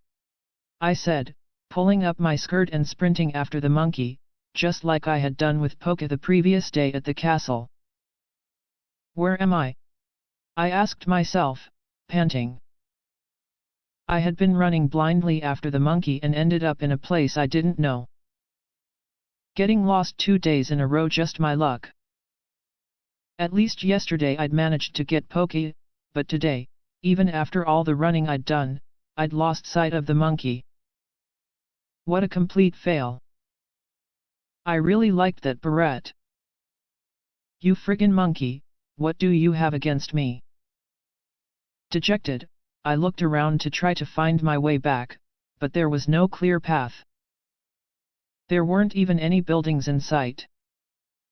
Why am I in the middle of nature all of a sudden? The ministry's entrance had a gate which was guarded, and you had to identify yourself before leaving, but I hadn't passed by anything like that. So that meant that this place, surrounded by grass and trees, was inside the ministry. What was this place? I knew that the building was very large, but I didn't expect it to have a place like this inside it. I worried that I wouldn't be able to ever find my way back. Maybe Sora or Hart will realize I'm missing and come looking for me. No, wait, if Hart started looking for me, that would just be one more lost person, and then they'd have to go looking for him too. Please stay in the office. Oh. What's that next to the bushes? I saw the monkey standing next to some bushes and ran towards it at full speed. I slid on the ground with a shout, managing to catch the animal between my hands. Ha! I've finally got you, you trouble-making monkey. Give my barrette back, I said, staring at my prisoner as menacingly as I could. And then, it tossed my barrette over the bushes. Hey, What did you do that for? I let go of the monkey and waded through the thick foliage, getting to the other side. Luckily, I found my beret lying on the ground. I picked it up and was relieved to see that it wasn't broken. Still, that monkey was a real nuisance. I even considered complaining about it to the biomagic department. At least I got my beret back. Now, to find my way back. Way! I screamed, surprised at what I saw in front of me. It was a beautiful vegetable field. Why is such an amazing field in a place like this? It had ridges, seedling supports, and even nets to keep the birds away. This was no amateur field, it was the work of a professional. It looked like the proper fields I'd visited back in the day. The one I'd made at home would pale in comparison. But why is this here? This is the magical ministry, right? Is it a ministry field? I thought to myself, staring at it. Some distance from where I was standing, there was a small hut. Its door opened loudly and someone came out of it wearing a hat and work clothes and holding a hoe. That person must have been the one tending to the field. Excuse me, I said, walking towards the hut, relieved that I had finally found someone that I could ask for directions. Hearing my voice, the person in front of me looked up, and I could now see the face that was previously hidden by the large hat. I said, so shocked that I couldn't move any further. I knew that face. It was Director Cyrus Lanchester. The words slipped from my mouth as I stared at him.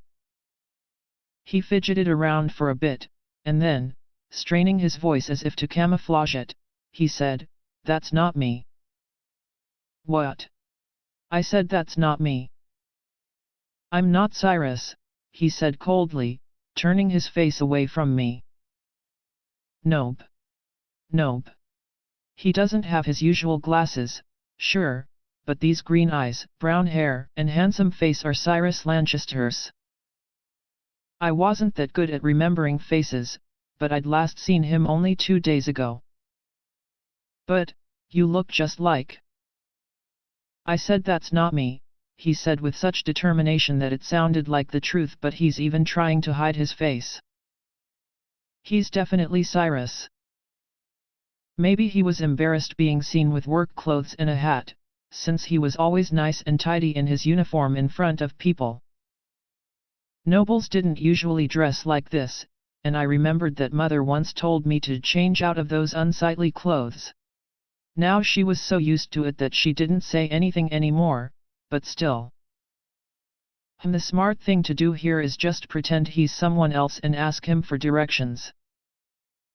But then again, this is a rare chance to talk with Cyrus. I was thinking about the best course of action when a majestic row of asparagus caught my attention.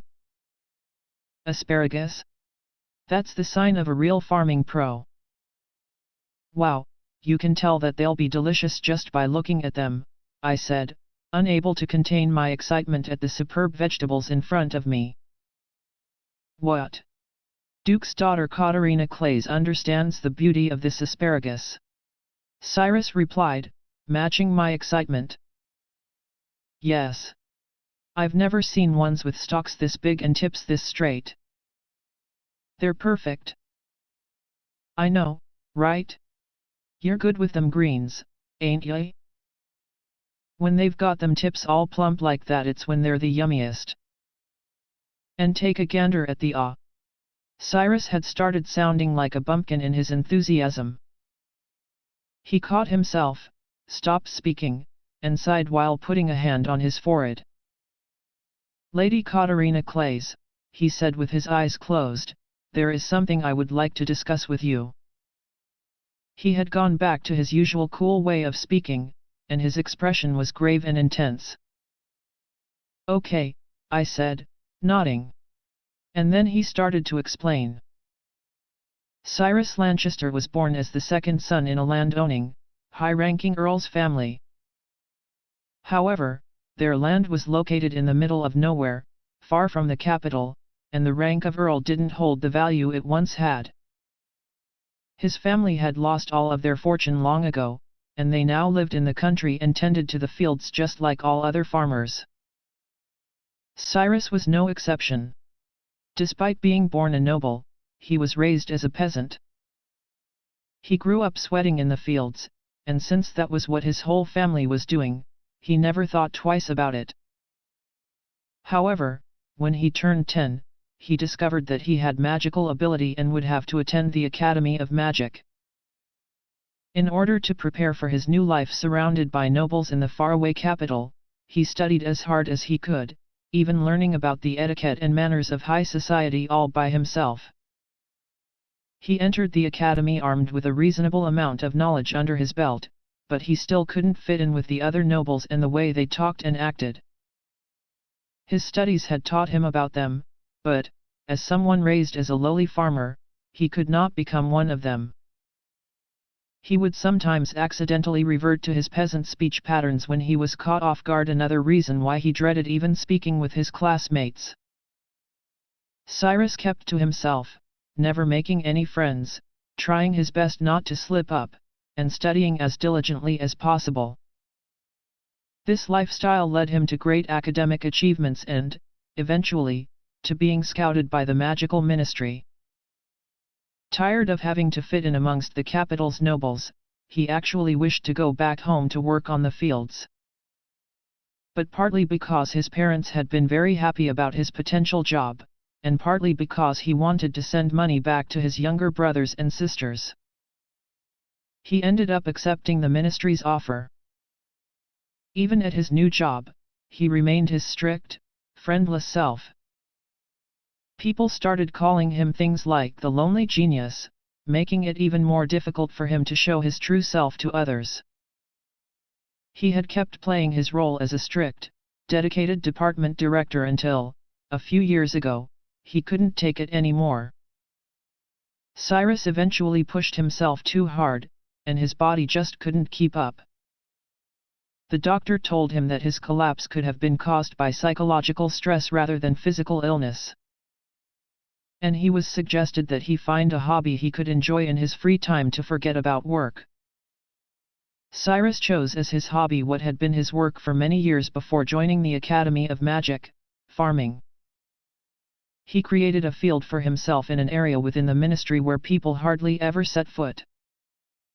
He soon realized that working on his field after work or on days off was relaxing, making him feel happier and even increasing his productivity at work. And so, he had been tending this field all of this time as a hobby. After telling me this very long story, which covered most of his life, Cyrus let out a deep sigh. Now you know what I'm doing here. After you saw me like this, I knew I could not lie to you, but please don't tell anyone about it, he said, looking dejected. Personally, I thought that keeping a field as a hobby was a wonderful idea. If anything, I was just impressed by how good he was at it, but I understood why he wanted to keep it a secret. After all, the difference between Cyrus's public image within the ministry and his real self was huge. I won't, I said, and his face sprung up, making his eyes, hidden behind his frameless glasses, meet mine. Oh. I have an idea. But on one condition, I added. Cyrus looked at me, perplexed. A condition? As long as it's something legal and within my power, let's hear it. Let me help you with this field. And, while we are at it, I'd love it if you could teach me what you know about growing tasty vegetables, I said. He stared at me with his mouth open. Did I push it too far? Is that not okay? I asked, staring at his green eyes. I don't really mind, he replied. Yay! If he teaches me, I'm sure I'll be able to grow all kinds of delicious veggies. After agreeing to my request, Cyrus told me how to get back to my department, and I returned. Since it had taken me so long to come back, my colleagues had started looking for me. As I'd feared, Hart, feeling the responsibility of having sent me on the errand that made me get lost, personally joined the search party and inevitably got lost himself. Luckily he was found by the time I came back, but I was scolded for running around in a place I wasn't familiar with, even though it was that monkey's fault from the start.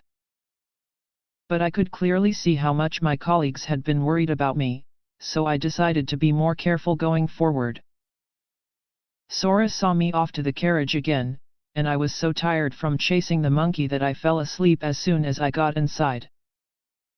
From the next day forward, I started visiting Cyrus every evening right after work. I helped him with the field, and he taught me about growing vegetables. The more he taught me, the more I realized that he was a pro leagues ahead of an amateur farmer like me. His many years of farming before coming to the ministry were showing, and I was deeply impressed by his skill. I need to learn as much as possible so if push comes to shove and I'm exiled, I'll be able to make a living abroad as a peasant. I learned about farming with much more passion than I had ever put into my studies at the academy. Of course, I also did my best at work.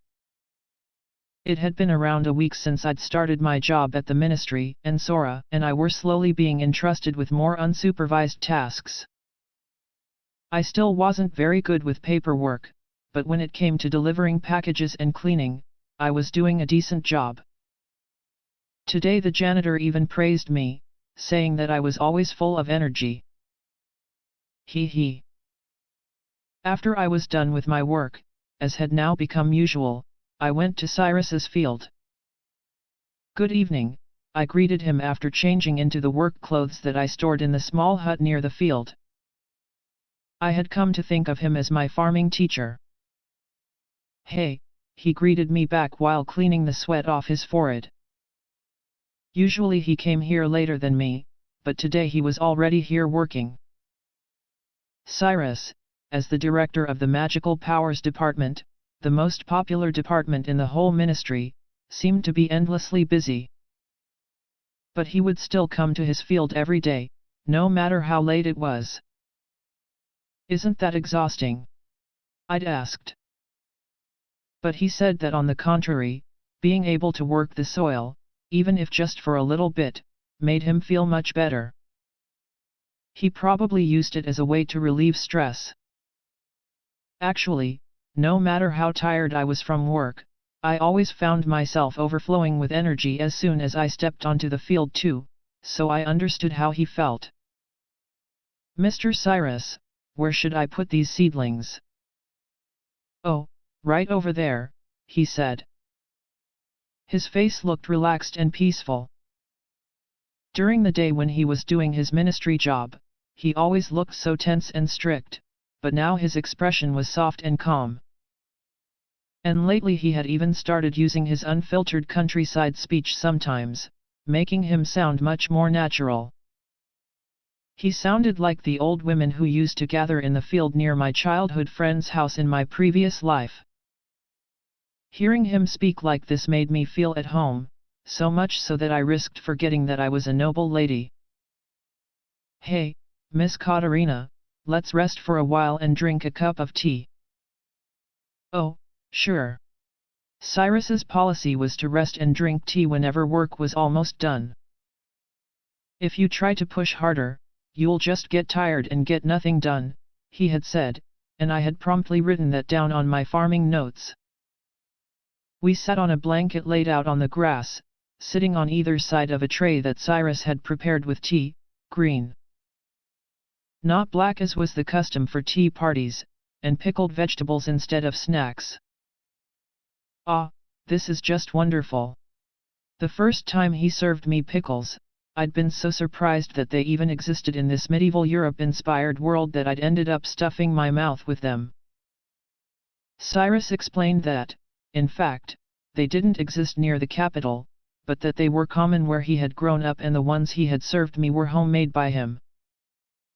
I asked him for the details of how to prepare them, but no matter how much I tried, they never came out tasting like his. I still had a lot of trial and error to do. I ate one of the pickles that I was determined to replicate, enjoying its crunchy texture and pleasantly salty and sour flavor. It was delicious on its own, but I had always eaten pickled vegetables with rice in my previous life. The more I thought about it, the more I craved rice. With pickles as delicious as these topping it, I could devour bowl after bowl of rice. Ah, I wish I had some rice, I said without thinking. Rice? Do people also eat rice around here? Cyrus asked, confused. You know about rice? Wait, first of all, there's rice here. I asked him, leaning towards him. Yeah, it's just like with the pickles. I never see it around here, but we ate it all the time back in the country, he replied while leaning ever so slightly away from me. He told me that they ate rice more often than bread in his hometown, and now that he couldn't get it, he was craving rice too. My town's near the border, so the culture and food resemble the ones in the neighboring country, rather than this one. It turned out that the food there was similar to Japan's. He's so lucky. I want to go there. Mr. Cyrus, I want to visit your hometown. Well, it's a really lovely place, so I wish I could just tell you to come visit it, but it's so distant that the fastest carriage around would need 4 days to reach it from here. Ugh. It was on the border farthest away from the capital, even farther away than I had imagined. But I want to eat rice. Well, said Cyrus, noticing how shocked I was, I've also been really wanting to eat rice, so I was thinking of asking my mother to send some over. Of course it'll take some time, but it could be here by next week. You can have some then. Cyrus Lanchester, my lord and savior. My angel. My only deity. You are so wonderful. Thank you so very much. I said, bowing deeply, but he gestured for me to stop. But really, doing something like that for me. I thanked him again. No, I'm really just getting homesick.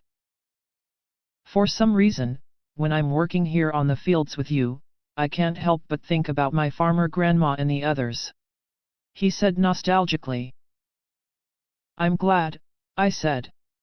I see, I remind him of his grandma, and Excuse me, but does that mean I look like your grandmother? I was kind of shocked that he didn't even say farmer sister or something, and instead went straight for grandma. No, I mean, yeah, you kinda do, but not in looks. Ya kinda got this air bout yourself, you know. He was clearly flustered as he tried his best to come up with an explanation. But does this even count as an explanation? So I do remind you of her. But it's in a good way. Like, you're easy to talk to. Easy to talk to. Yup. Back home the young NS all left for the big city, so the whole place is chock full of grandpas and grandmas, you know? Young girls were so rare I ain't ever had much of a conversation with one. And then I done come here, and there be lots of girls, but I ain't fond of speakin' with them. But ya got something bout ya, just like grandma back home, which makes ya easy to talk to. And that's a good thing. So he had been trying to compliment me by saying that I was easy to talk to. That was one of the most backhanded compliments I'd ever received. Oh, I see. You also remind me of the old man who helped me with my field at home, so I know what you mean. We basically saw each other as old people. At least it was reciprocal.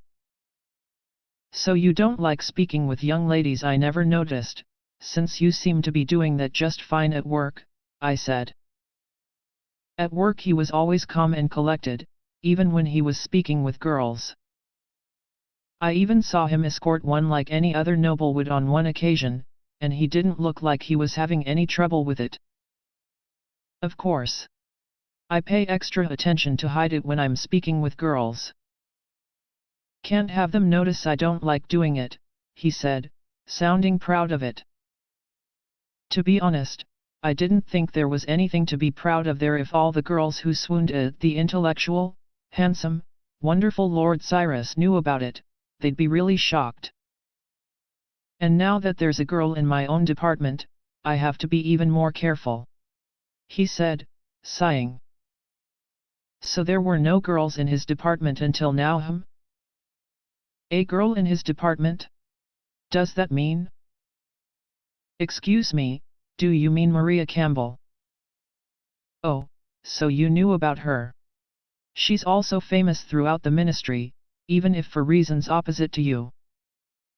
So he was talking about her.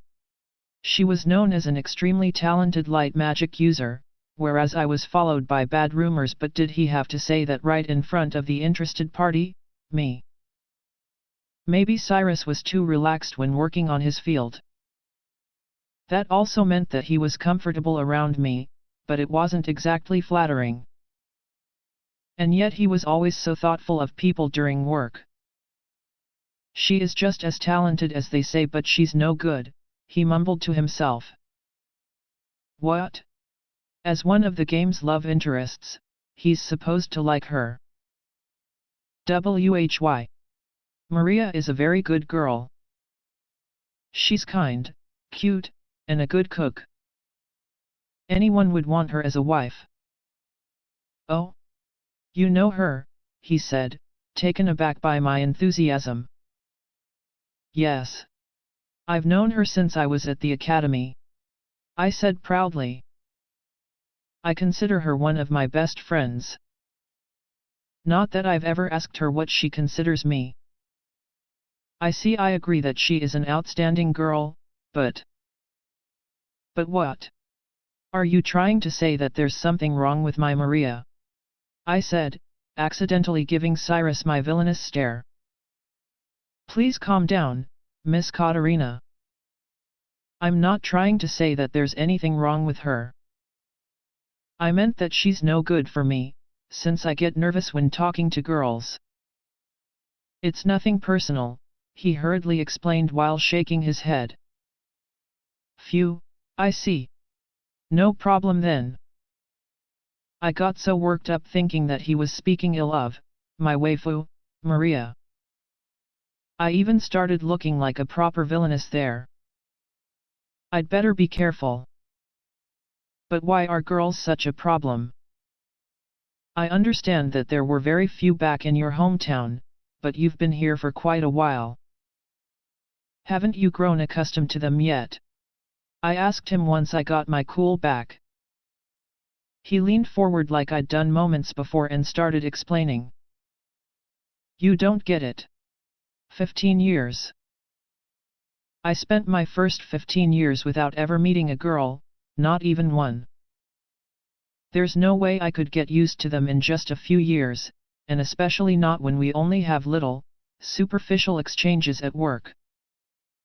And the girls in the capital are all prettied up, so I get even more nervous. He had said all of that in a single breath, with surprising passion, and now he was panting. I didn't really understand him, but I guess a man's feelings are complicated. And even among those prettied up girls, Maria Campbell is one of the prettiest. To be honest, she's so pretty that a bumpkin like me has no business talking with her.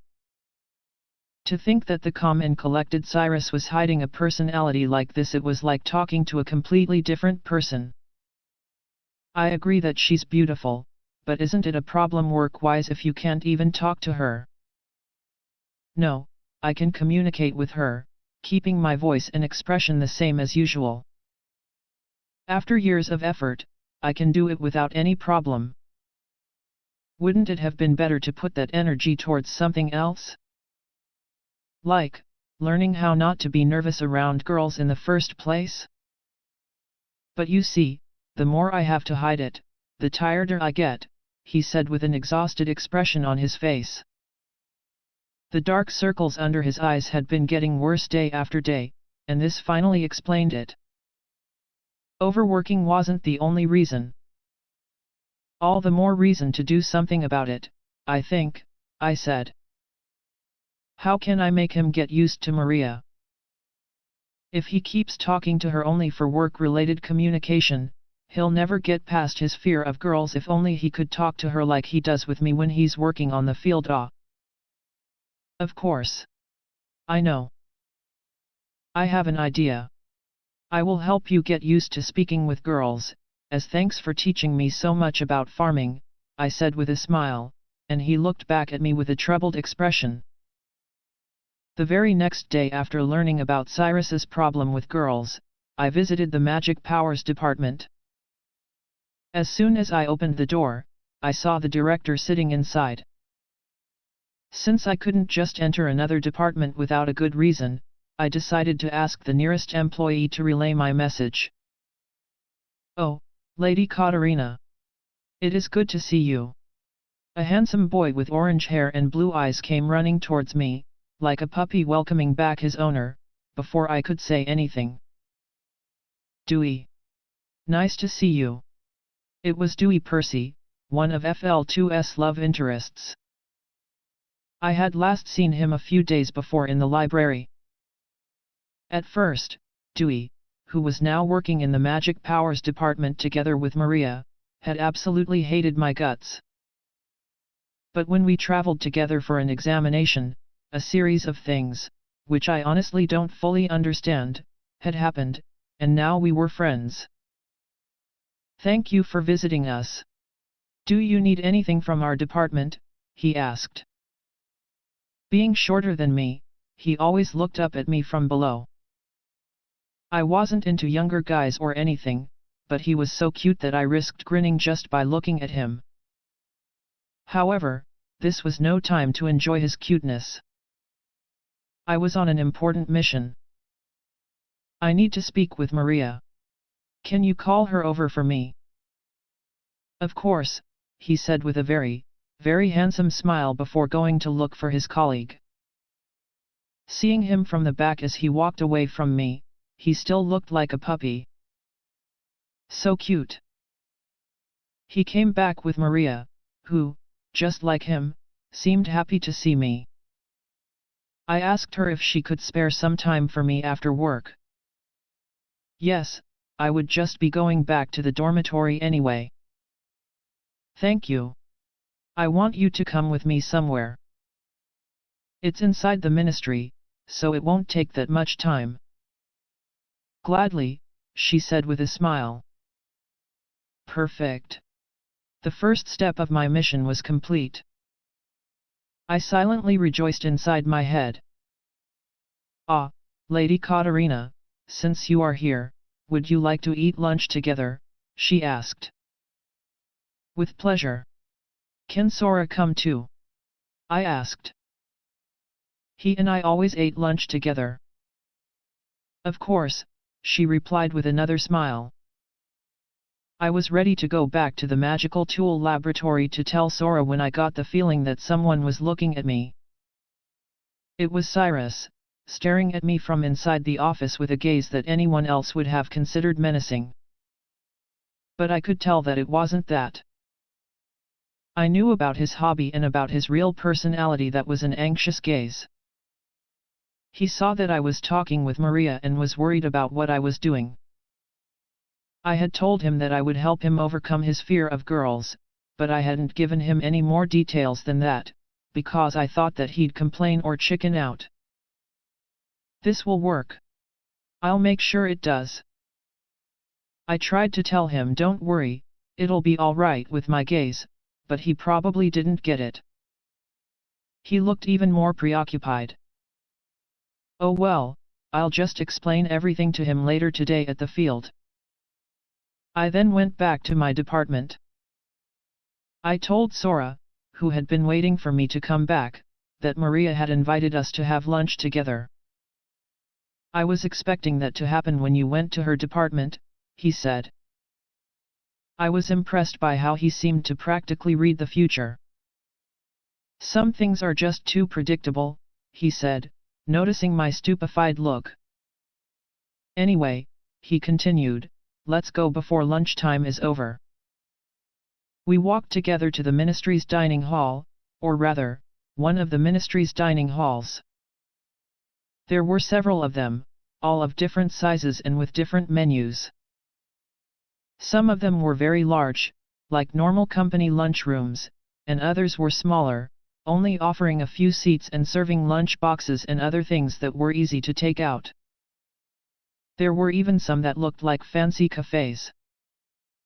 Everyone would just have lunch when it was convenient for them. For example, Hart would ask a colleague to get a lunch box for him, and then he'd eat it inside the office, probably to keep from getting lost, and Laura always ate in the fancy cafes. To each their own. Since there were 4 of us today, we went to the largest dining hall, the one which resembled a company lunchroom, so that we could all sit comfortably. Maria and Dewey were already waiting for us at the entrance, and, when we arrived, we all started looking for free seats. Thankfully it wasn't crowded, and we easily found a table. All that was left was to order the food. The daily special looks good for the price, but I also want to try the new course. I mumbled to myself. I have been wondering for a while, said Sora, exasperated, but do you really need to bother about the price? Could you not simply purchase both and only eat what you wanted? Many nobles do just that. His contrived polite speech was probably because Maria and Dewey were with us. But that would be such a waste. I don't know about other nobles, but I hate wasting food. Let the others do as they please. I live by my own rules.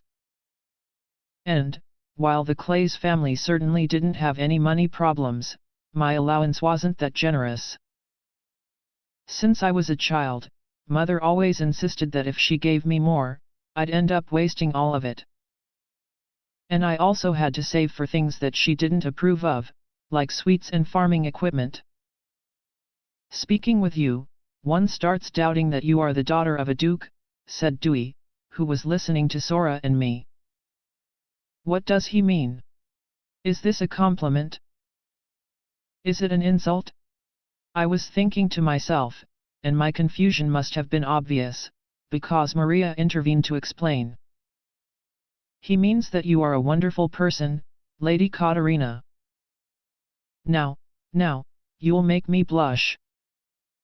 I eventually decided to go for the daily special, ordered, and came back to the table with my tray.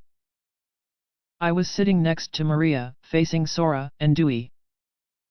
Let's eat, I said, and didn't wait a second longer to take the fork in my hand to eat the daily special hamburger steak. It was still steaming hot, and it was covered in a fragrant tomato and onion sauce. For vegetables there were appetizingly charred broccoli and corn. The bread was a freshly baked, still warm butter roll. I started by cutting off a piece of the steak and chewing it, making the delicious juices spread in my mouth, their decadent richness balancing the sauce's refreshing sourness. I followed with the vegetables, which were slightly sweet and incredibly aromatic. The bread, which I ate next, was so soft that it melted in my mouth. Ah, it's all so tasty. This is wonderful. Totally fitting of the great magical ministry's dining hall. Lady Katarina always seems to enjoy her food so much, said Maria while she and all the others smiled and watched me eat. What can I do? It's just delicious, I replied. For some reason, Maria replied with, I will bring some homemade sweets for you next time. Heck yeah! Once I was done delivering lunch to my stomach, I asked Maria about her and Dewey's work. She told me that on most days they were in the library rummaging through books, like I'd seen them doing some days before. Most of my department's tasks involved manual labor, but they actually had to use their heads. Having to read research documents every day sounded so harsh. I was glad I was assigned to the magical tool laboratory. We also talked about our colleagues. I told Maria and Dewey that my department was full of oddballs, but they already knew that. It turned out that this was common knowledge throughout the whole ministry. Sora even said that some people called it the loony bin. They were all good people, but I couldn't deny that they were weird. What about your department? How are your colleagues? I asked Maria. They are all kind, talented people, she said. As expected of the most popular department. Of course everybody would be talented. And I was glad to know that they were kind too. They have been teaching me so much. I have been learning a lot, Dewey started explaining. That's nice. Nothing like having good relationships with your colleagues. I was listening with a smile, but I noticed that Maria's expression had become darkened. What's up, Maria? I asked her, very quietly, because Dewey was still talking enthusiastically. It is nothing, she said at first, but after I kept looking at her for a while, she whispered something to me. All of our colleagues are very kind to us, but I cannot help but think that Director Lanchester treats me differently from the others. I am afraid he might dislike me. After a pause, she added. I could just be thinking too hard about it, but her expression didn't change. She really thought that he hated her. And what about Cyrus? He was so proud to say that nobody would ever notice. Well, would you look at this? You've been noticed, all right. I had to do something about this, not only for Cyrus's sake, but for Maria's as well. Don't worry, I said with a smile, if you come with me after work, I'm sure that problem will be solved too. What do you mean? She asked, looking surprised. I'll explain later, I said, but she stared at me with a troubled expression. All right, she said with a nod. The meal went on as we chatted about our respective departments and work at the ministry. Let's eat together again soon. I told Maria and Dewey in front of the dining hall's exit before leaving for the magical tool laboratory. Are you planning to do something weird again? Sora asked me as we were walking back to the office. How does he always guess what I'm thinking? Does he have psychic powers or something? And not at all, I said, still scared about his ability to read my mind. He looked at me and sighed. Just don't do anything dangerous, okay, he said. He could really read me like a book. Evening came, and I was finally done with work. Sora warned me again not to do anything dangerous, and then I went to meet Maria. She was already waiting for me, looking nervous. Come on, let's go, I told her, and we started walking together. Excuse me, but, where exactly are we going? She asked me when she noticed that we had gone deep into the ministry with nobody else around. I had kept it a secret because I didn't want anyone else to know about Cyrus's secret hobby, but since there wasn't anyone else around anyway, I thought that I might as well tell her. We're going to a field. A field? Have you started a field inside the magical ministry? She asked, surprised. Indeed, I'd cultivated my own field back at the academy, partly as a hobby and partly as a bad end countermeasure. Maria definitely had reason to suspect that. No, not me. Someone else's field. I found it by accident a few days ago. There is someone else who likes to farm within the ministry. Yes, and their field is an incredible one. I'm sure you'll be surprised too. He, I am looking forward to it. We kept talking like this while walking until we finally reached Cyrus's field. Oh, it really is a wonderful field, Maria said as soon as she saw the perfectly arranged rows of vegetables. I know, right? I said proudly, almost as if it were my own field. Cyrus didn't seem to be there yet. He'd been there every single evening since I'd started showing up, and he even said that he hadn't been missing a day recently. I thought he'd eventually come, but what if he'd realized my plan and run away? All of a sudden, I heard a squeaking sound. It was the door of the hut near the field, being opened from the inside by Cyrus in his farming clothes, hat and all. He saw us, and, just like the first time he'd seen me on his field, he stood there frozen with his eyes open wide. After looking at us for a while, motionless, he turned around and started running. Years of escaping mother's lectures had trained my reflexes well enough that I lost no time and went after him, quickly managing to grab his arm. Wait. Why are you running away? I'm the one who wants to ask why. Why is Maria Campbell here? Did you bring her with you? He asked under his breath so that Maria wouldn't hear. Exactly, I replied, whispering as well. I thought that rather than overthinking things by yourself, it'd be faster to just talk to her and get used to it. You kind of have a point, but why did you need to bring her here? Because this is the only place where you can be yourself. At work you are always, hiding behind a mask. I know what you mean, but... he said, frowning. That's why I brought Maria here. If you can talk to her and befriend her here, I'm sure that you won't have any problem with girls anymore, I said, proud of my wonderful plan. That may be true, Cyrus replied with a bitter smile, but why does it have to be Maria Campbell right from the start? I'm already bad with girls, but it's even worse when it comes to a beauty like her. So, men who aren't used to girls have an even harder time with beautiful girls. I didn't think of that. But Maria's a very good girl.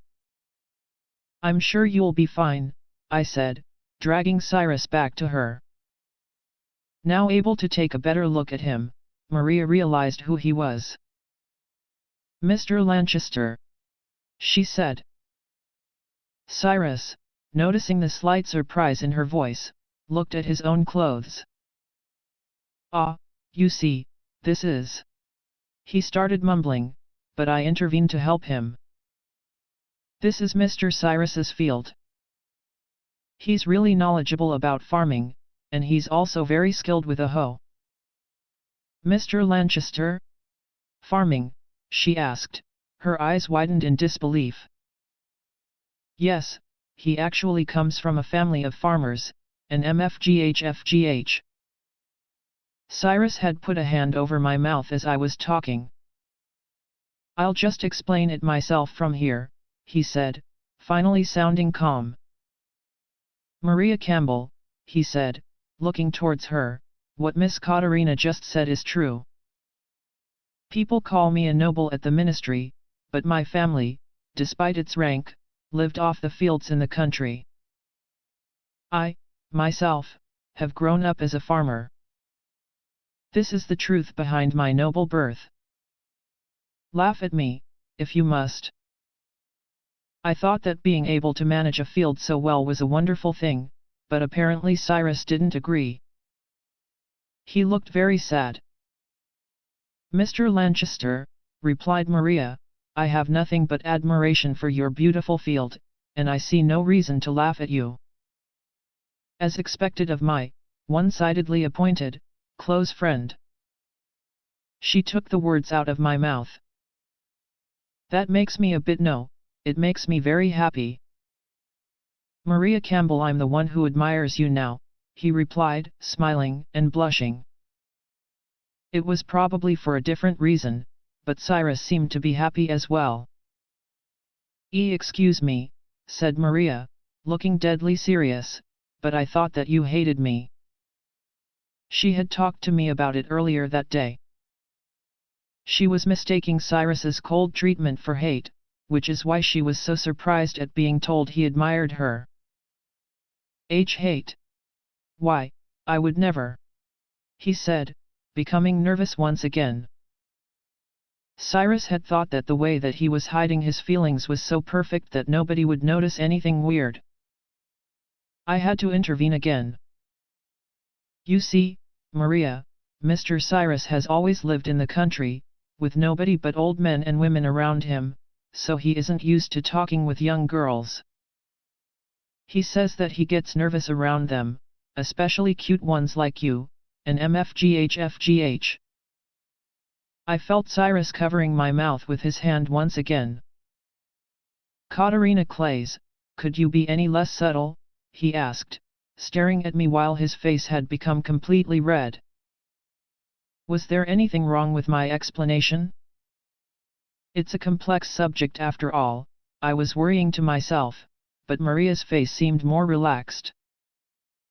So, does that mean that you do not hate me, Mr. Lanchester? She asked.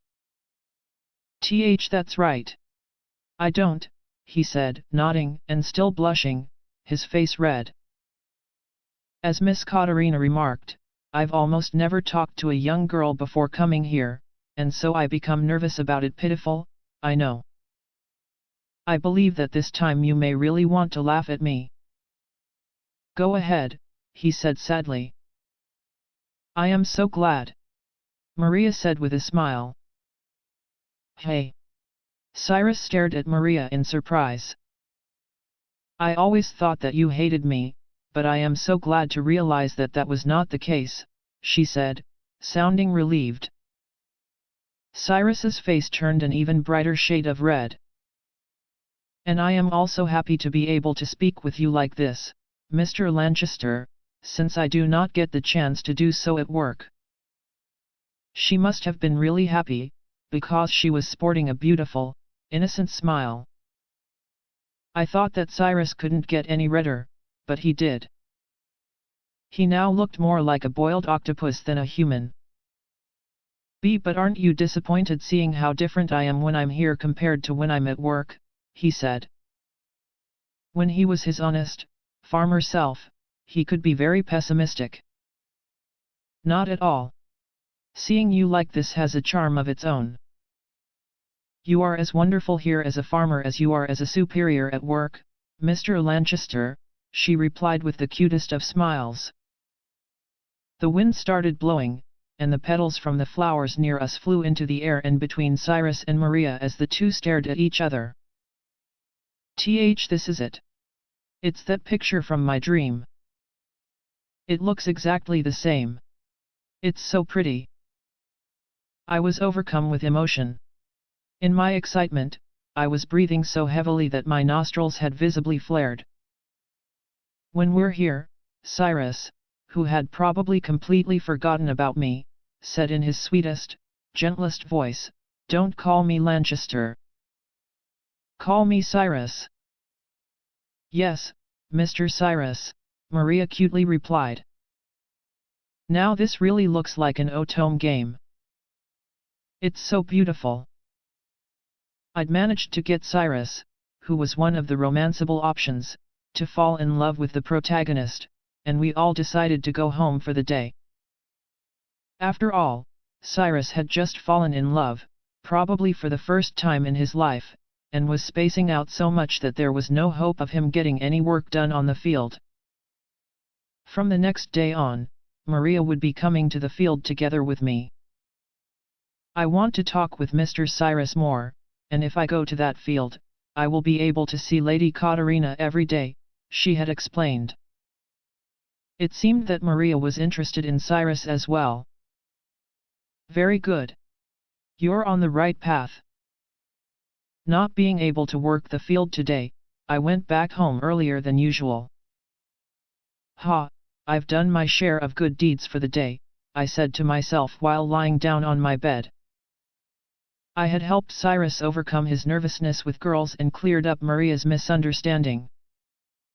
I felt like a generous Cupid. Me? Cupid? Nice. I was grinning to myself and staring at the ceiling when I remembered the cute young boy who had eaten lunch with me today.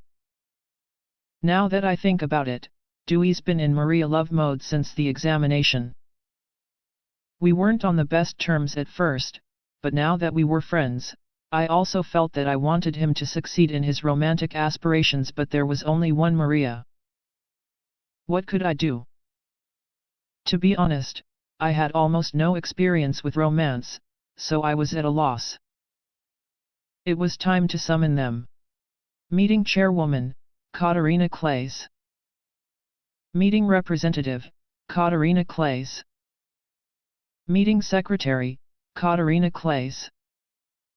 Very well. We are now going to think of the fairest option in regards to the romance between Maria and two of the romanceable options for Fortune Lover 2, namely Dewey and Cyrus. I am afraid that we Katarinas have little to no experience with love, but we shall nonetheless put forth our best efforts in dealing with this issue for the sake of Maria and our two friends. Does anyone have any good ideas? Ideas? Well, we haven't really done much romancing, neither here nor in our past life. I'm clueless. But our performance today was outstanding. It was, yes, but we weren't really going for that, were we? It just kind of happened. Whatever the case, Maria said that she'll be coming to the field too from now on. Maybe we should stop going so that she can spend some time alone with Cyrus and get closer to him. That sounds good. But wait, wouldn't that leave Dewey out? What about inviting Dewey to the field as well? Would Dewey be interested in farming work? Also, Cyrus wouldn't take well to that many people knowing about his secret. I am sorry to interrupt, but may I speak? Katarina Clays? What is the matter?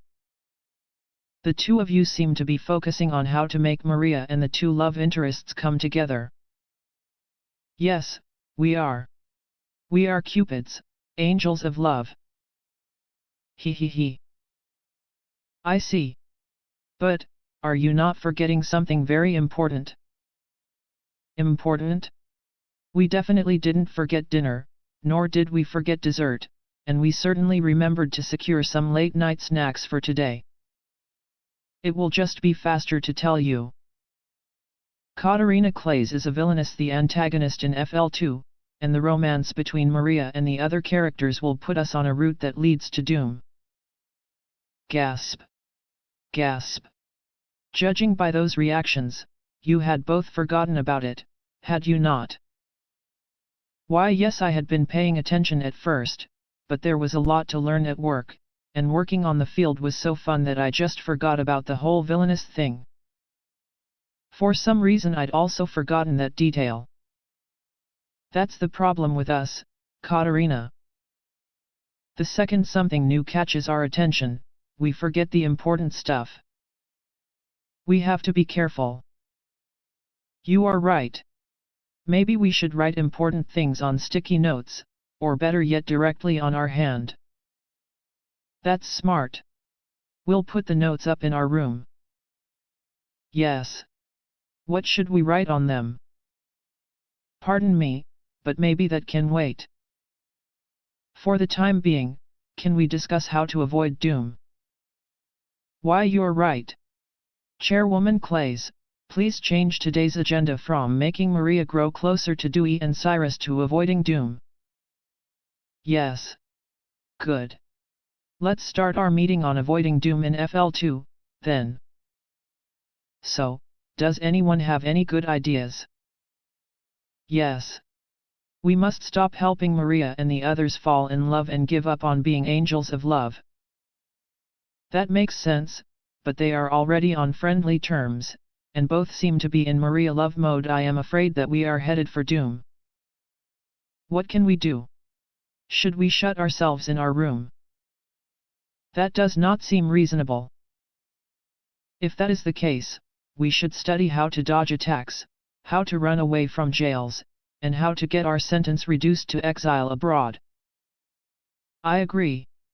That is the best thing to do. It is decided then. We will investigate Dewey and Cyrus to see if they have any weaknesses, like Jedord. Yes, ma'am. Yes, ma'am. We successfully went through the plot of Fortune Lover while, somehow, avoiding doom. In the process, we became smarter, even graduating from the academy, somehow, and stronger, at tilling the soil. We shall survive. We shall spend a peaceful retirement with a cat on our lap. Yes. Yes.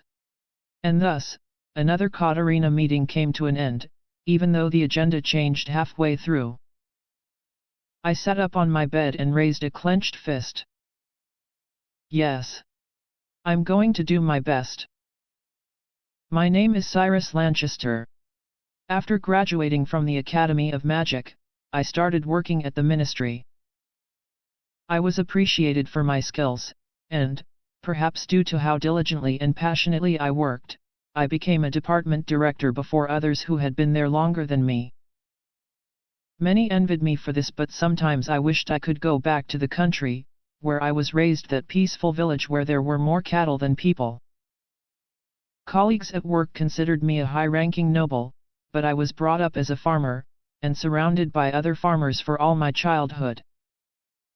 However, I'd been hiding my heritage since the time I enrolled into the academy so that people wouldn't laugh at me.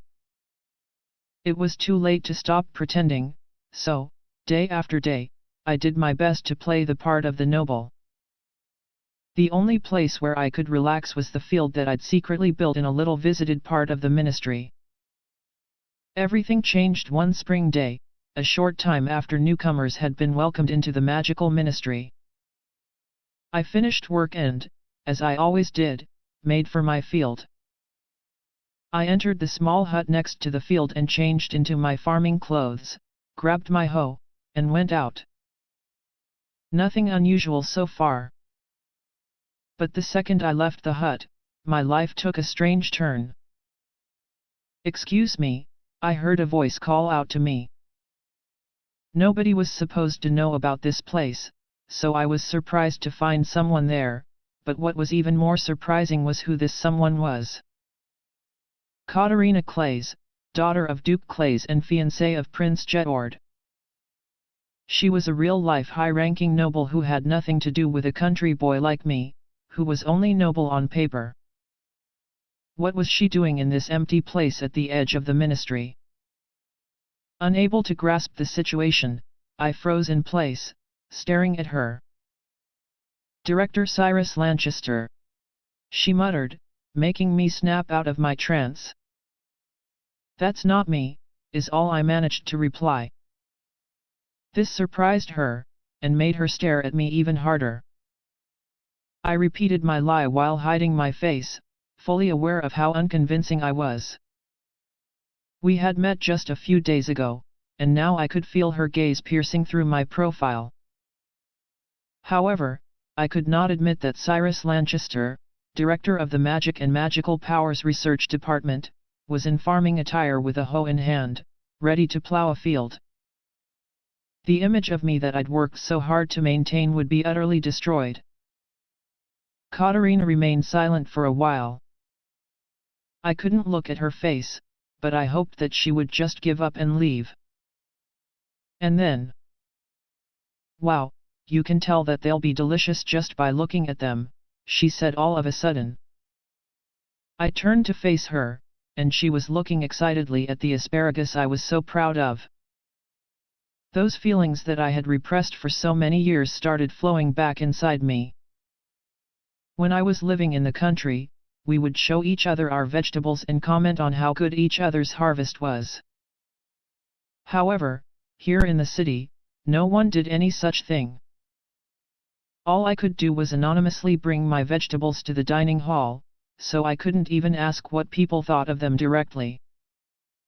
I was proud of them, but I was longing, nay, starving for external recognition. What? Duke's daughter Katarina Clays understands the beauty of this asparagus? I asked her in my excitement. When she said that she did, I felt happier than I had in many years. I started extolling the virtues of my asparagus, before realizing that, in my enthusiasm, I had gone back to the accent that I had been struggling so hard to hide all these years. Understanding that I couldn't salvage the situation anymore, I sighed, and asked Katarina Claes to listen to my story. She nodded with a serious face, and I went on to explain my background for the first time. Once I was done, I asked Katarina not to tell anyone about my secret, and, surprisingly, she immediately agreed.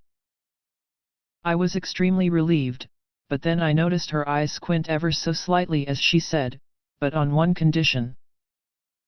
I frowned, but I wasn't surprised. Knowing the secret of my field and my story was a major weakness. Anyone who knew this secret could use it against me and blackmail me with it. I had already realized this when I'd started talking to Katarina, and I was ready to pay to keep her quiet. I just made sure to tell her, while staring at her blue eyes, that I could only meet requests that were legal and within my power. "Let me help you with this field. And, while we are at it, I'd love it if you could teach me what you know about growing tasty vegetables," she said, betraying all of my expectations. I predicted she would ask for special treatment at the ministry or something to that effect, but helping with the field? First of all, why would a noble young lady understand the value of my asparagus? Most nobles have never even seen vegetables before they are prepared for them to eat, so why? I was so confused that I stood still, unable to answer her, as more and more questions popped up inside my head. "Is that not okay?" she asked me timidly. Utterly perplexed, I told her that I wouldn't mind, and she seemed overjoyed at my answer. Still unable to process what had happened, I saw Katarina off from the field. She was smiling as she said that she looked forward to starting work on the field the next day. I was too confused to keep working, so I went back to the dormitory. Even when I thought about it more calmly while lying on my bed, the situation was just as perplexing. Was it some novel kind of prank? Was it a dream? However, the next day, I got confirmation that our exchange had not been a dream. "Good evening," a smiling Katarina greeted me, in full farming attire and even donning a kerchief on her head as only the oldest women used to do, even back in the country. It turned out that she hadn't been joking, and actually planned to work on the field. I decided that thinking about it wasn't worth the effort and started farming with her. I quickly realized that she had some amount of experience with growing vegetables. She still had a lot to learn, but she wasn't a complete amateur either, and she picked up new information fast. "Have you ever worked on a field before?" I asked her. "Yes. In my garden at home and then at the Academy of Magic," she replied briskly. The Garden of a Duke's Manor and the Academy of Magic. I was working a field inside the ministry myself, but I was still taken aback. And the biggest question still remained. "But why would a noble like you do something like that?" "Well, I just wanted to learn some practical skills in case I needed to find a job in the future." "You are the daughter of Duke Claes, and you're engaged to a prince. I don't think you'll ever need to find a job. You never know what life has in store for you, right? You've got to be prepared." After that reply, I found myself at a loss for words. And, anyway, why farming of all things? She could use magic and had received the training and education of a noble. She could choose any practical skill that she wanted. I had tons of doubts, but she looked at me with twinkling eyes, saying, "So, please teach me more about farming," and I decided that I didn't really need to inquire any further. I stopped asking her questions, and we started working together as I taught her all I knew about vegetable growing. A few days passed with Katarina coming to the field every evening, and, before I noticed, I had grown closer to her. Because of the environment that I grew up in, I wasn't comfortable around girls, but she had none of the girly aura that made me nervous. For example, when making tea for the two of us, I ended up serving pickles with it out of habit.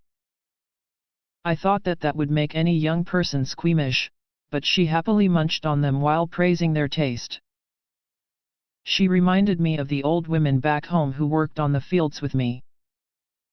Therefore, I eventually stopped feeling any hint of nervousness around her, and I occasionally even spoke with my old accent, despite all the efforts I'd made to hide it so far. After all this time farming alone, it was fun to have someone do it with me. One day we were taking a short rest, sitting on a blanket on the ground with tea and pickles between us. "Ah, I wish I had some rice," she said after sipping on the tea and eating the pickles with delight.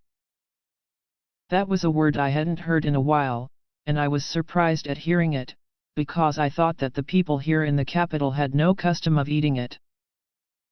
I asked her about it, and, suddenly excited, she leaned towards me and asked, "You know about rice?"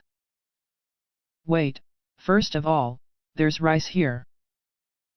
Shocked by her enthusiasm, I explained that, just as with pickles, I hadn't seen it since moving there, but that I used to eat it as a child. I also told her that the culture and food of my town were closer to that of the neighboring country, which made me all the more nostalgic. Katarina, who apparently loved eating and appreciated my native cuisine, said that she wanted to visit my hometown. I told her of how far that was, and her expression changed to one so dejected that you'd think the world was coming to an end. Seeing her like that, I couldn't help but feel pity for her, so I told her that I'd share some rice with her when my mother sent it to me. She rejoiced at that, and for some reason started genuflecting in front of me with her eyes filled with sparkles. I'd been thinking this for a while, but Katarina was really an unpredictable girl. "Thank you so very much," she then said, bowing deeply. At least she wasn't genuflecting anymore, but still, a noble being so grateful for sharing some rice was weird. I didn't want her to feel so indebted to me, so I told her that I was really just growing homesick myself, and that I'd have that rice sent to me anyway. "For some reason, when I'm working here on the fields with you, I can't help but think about my farmer grandma and the others." I then followed. "I'd felt like that for a while now." "Excuse me, but does that mean I look like your grandmother?" she said. "That's no good." I was so relaxed I ended up being too honest. "No, I mean, yeah, you kinda do, but not in looks. You kinda got this air bout yourself, you know." I tried to explain myself. "So I do remind you of her." My explanation had backfired. "But it's in a good way. Like, you're easy to talk to." "Easy to talk to?" "Yup. Back home the young NS all left for the big city, so the whole place is chock full of grandpas and grandmas, you know? Young girls were so rare I ain't ever had much of a conversation with one.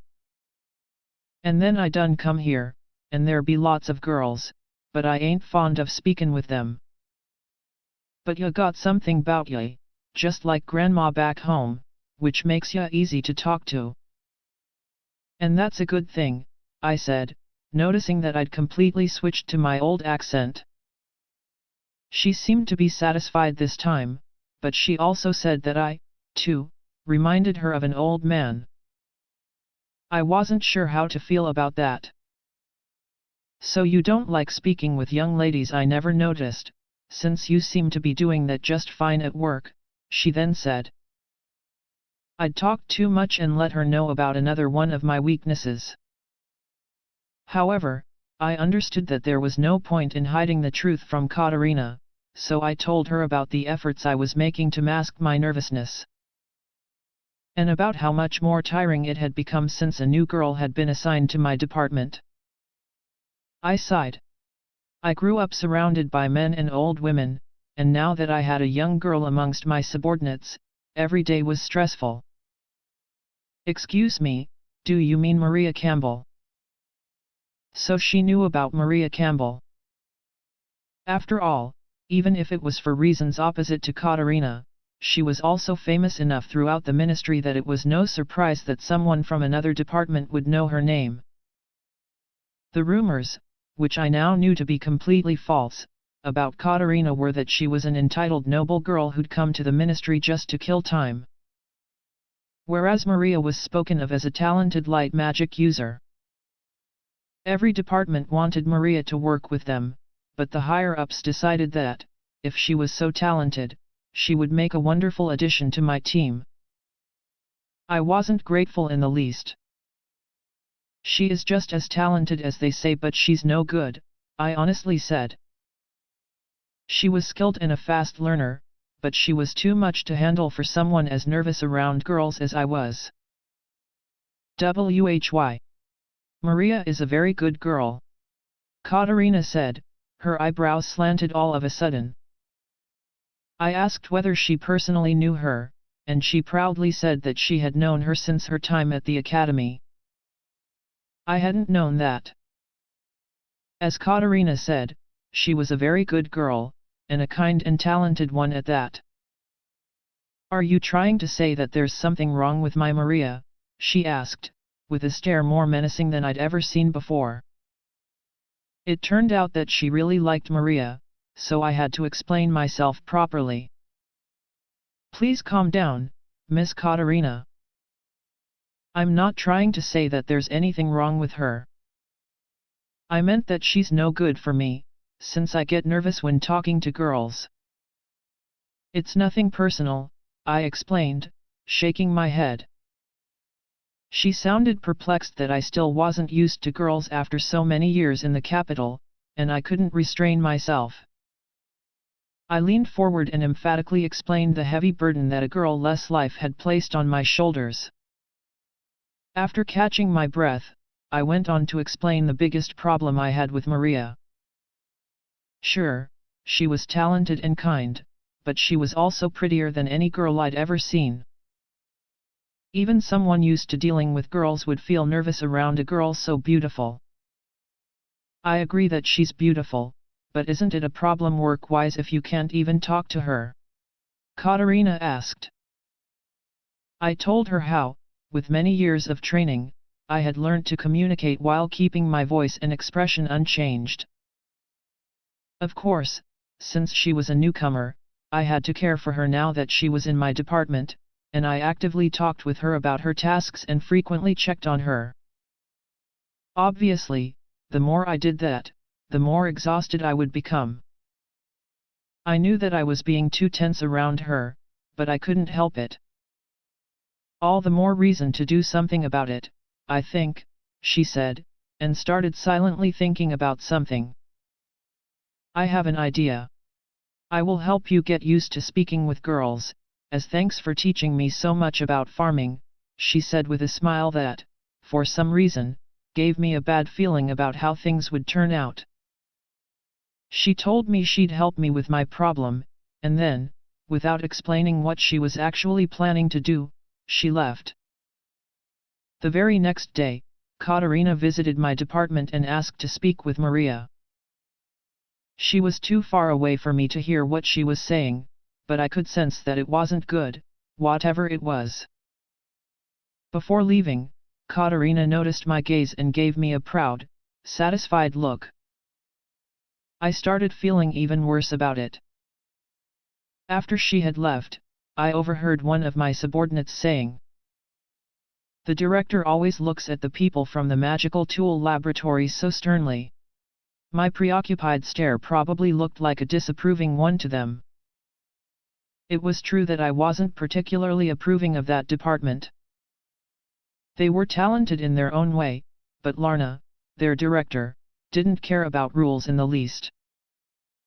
I couldn't stand that, maybe because I was envious of how free she seemed to be.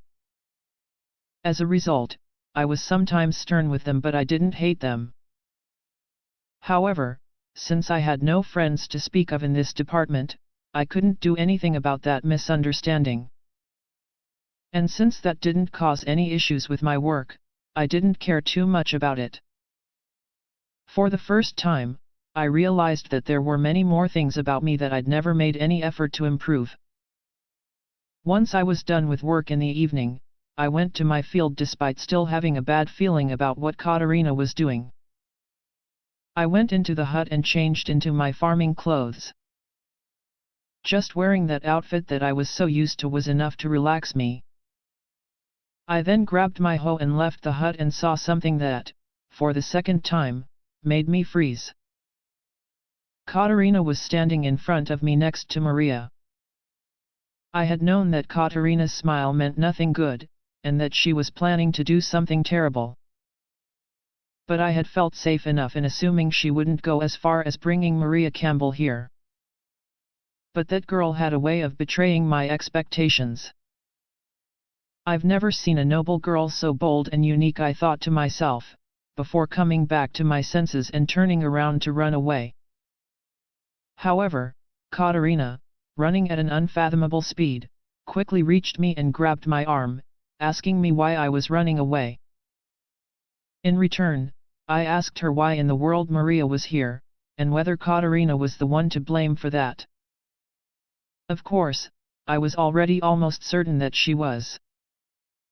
Katarina explained that she wanted me to get used to talking with Maria, and that the only way to do so was to actually go ahead and do it. What she said made perfect sense, but I didn't understand why I had to do that in my field. Her response, that I could only be myself when I was here, once again made perfect sense. She was right, but it was all too sudden. Katarina was really unpredictable.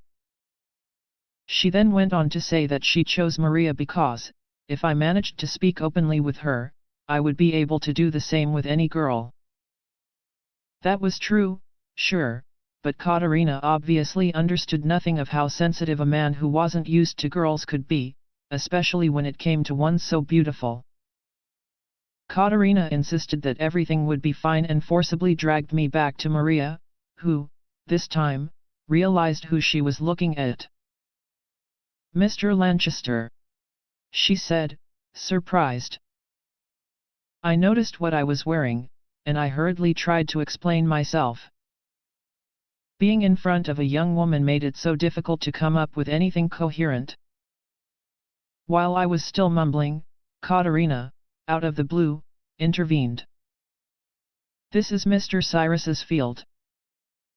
He's really knowledgeable about farming, and he's also very skilled with a hoe," she said, sounding proud. Why was she proud of that? This girl was such a mystery. Maria, understandably, looked very surprised. Then, Katarina started proudly explaining my background before I managed to cover up her mouth. For some reason, seeing her so pleased about what she was saying made me feel calm, and I decided to continue the explanation myself. I looked at Maria and told her all the truth about where I had come from. When I'd done the same to Katarina, I still didn't know her that well, but having to reveal my secret to a subordinate who worked in the same office as me made me feel miserable. However, I had no chance of lying my way out of this situation, and all I could do was wait for Maria to laugh at me. "You act all high and mighty at work, and this is the truth about yourself," she could have said. But she didn't. "Mr. Lanchester, I have nothing but admiration for your beautiful field, and I see no reason to laugh at you," she said. That was so unexpected that I stared at her, trying to ascertain whether she was serious, but her blue eyes were not those of a liar. Looking into them, I realized that, just as Katarina and others had said, Maria Campbell was not only beautiful on the outside, but on the inside as well. "Maria Campbell, I'm the one who admires you now," I said, letting words that I would never utter at work slip from my mouth. And then, even more surprisingly, Maria asked me whether I hated her. That was so confusing that I ended up panicking slightly. Hate? Why, I would never. I started mumbling. But as I stopped to think of what to say next, she opened her mouth once again. "You see, Maria, Mr. Cyrus has always lived in the country, with nobody but old men and women around him, so he isn't used to talking with young girls. He says that he gets nervous around them, especially cute ones like you, and mfghfgh. I forgot about delicacy and shoved a hand over her mouth. Couldn't she choose her words a little more carefully? Did she have to be this blunt? She really didn't understand anything about the fragile hearts of men. Katarina Clays, could you be any less subtle? I said, glaring at her. Maria, whom I'd been avoiding looking at out of embarrassment, spoke up again. So, does that mean that you do not hate me, Mr. Lanchester? She asked. I told her that no, I did not hate her, and that yes, what Katarina had said was true. Surely, this time, hearing the truth about me after seeing how I usually behaved at work, she would laugh at me.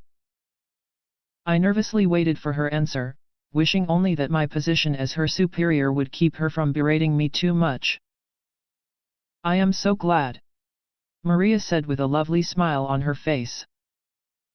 I couldn't hide my surprise. She told me, sounding genuinely happy, that she had feared that I hated her, and so was relieved by the truth. I could tell that I was blushing, and for a different reason than before. And I am also happy to be able to speak with you like this, Mr. Lanchester, since I do not get the chance to do so at work, she added, making my face feel even hotter and my chest tighter. But aren't you disappointed seeing how different I am when I'm here compared to when I'm at work? I managed to ask her despite how nervous and confused I was.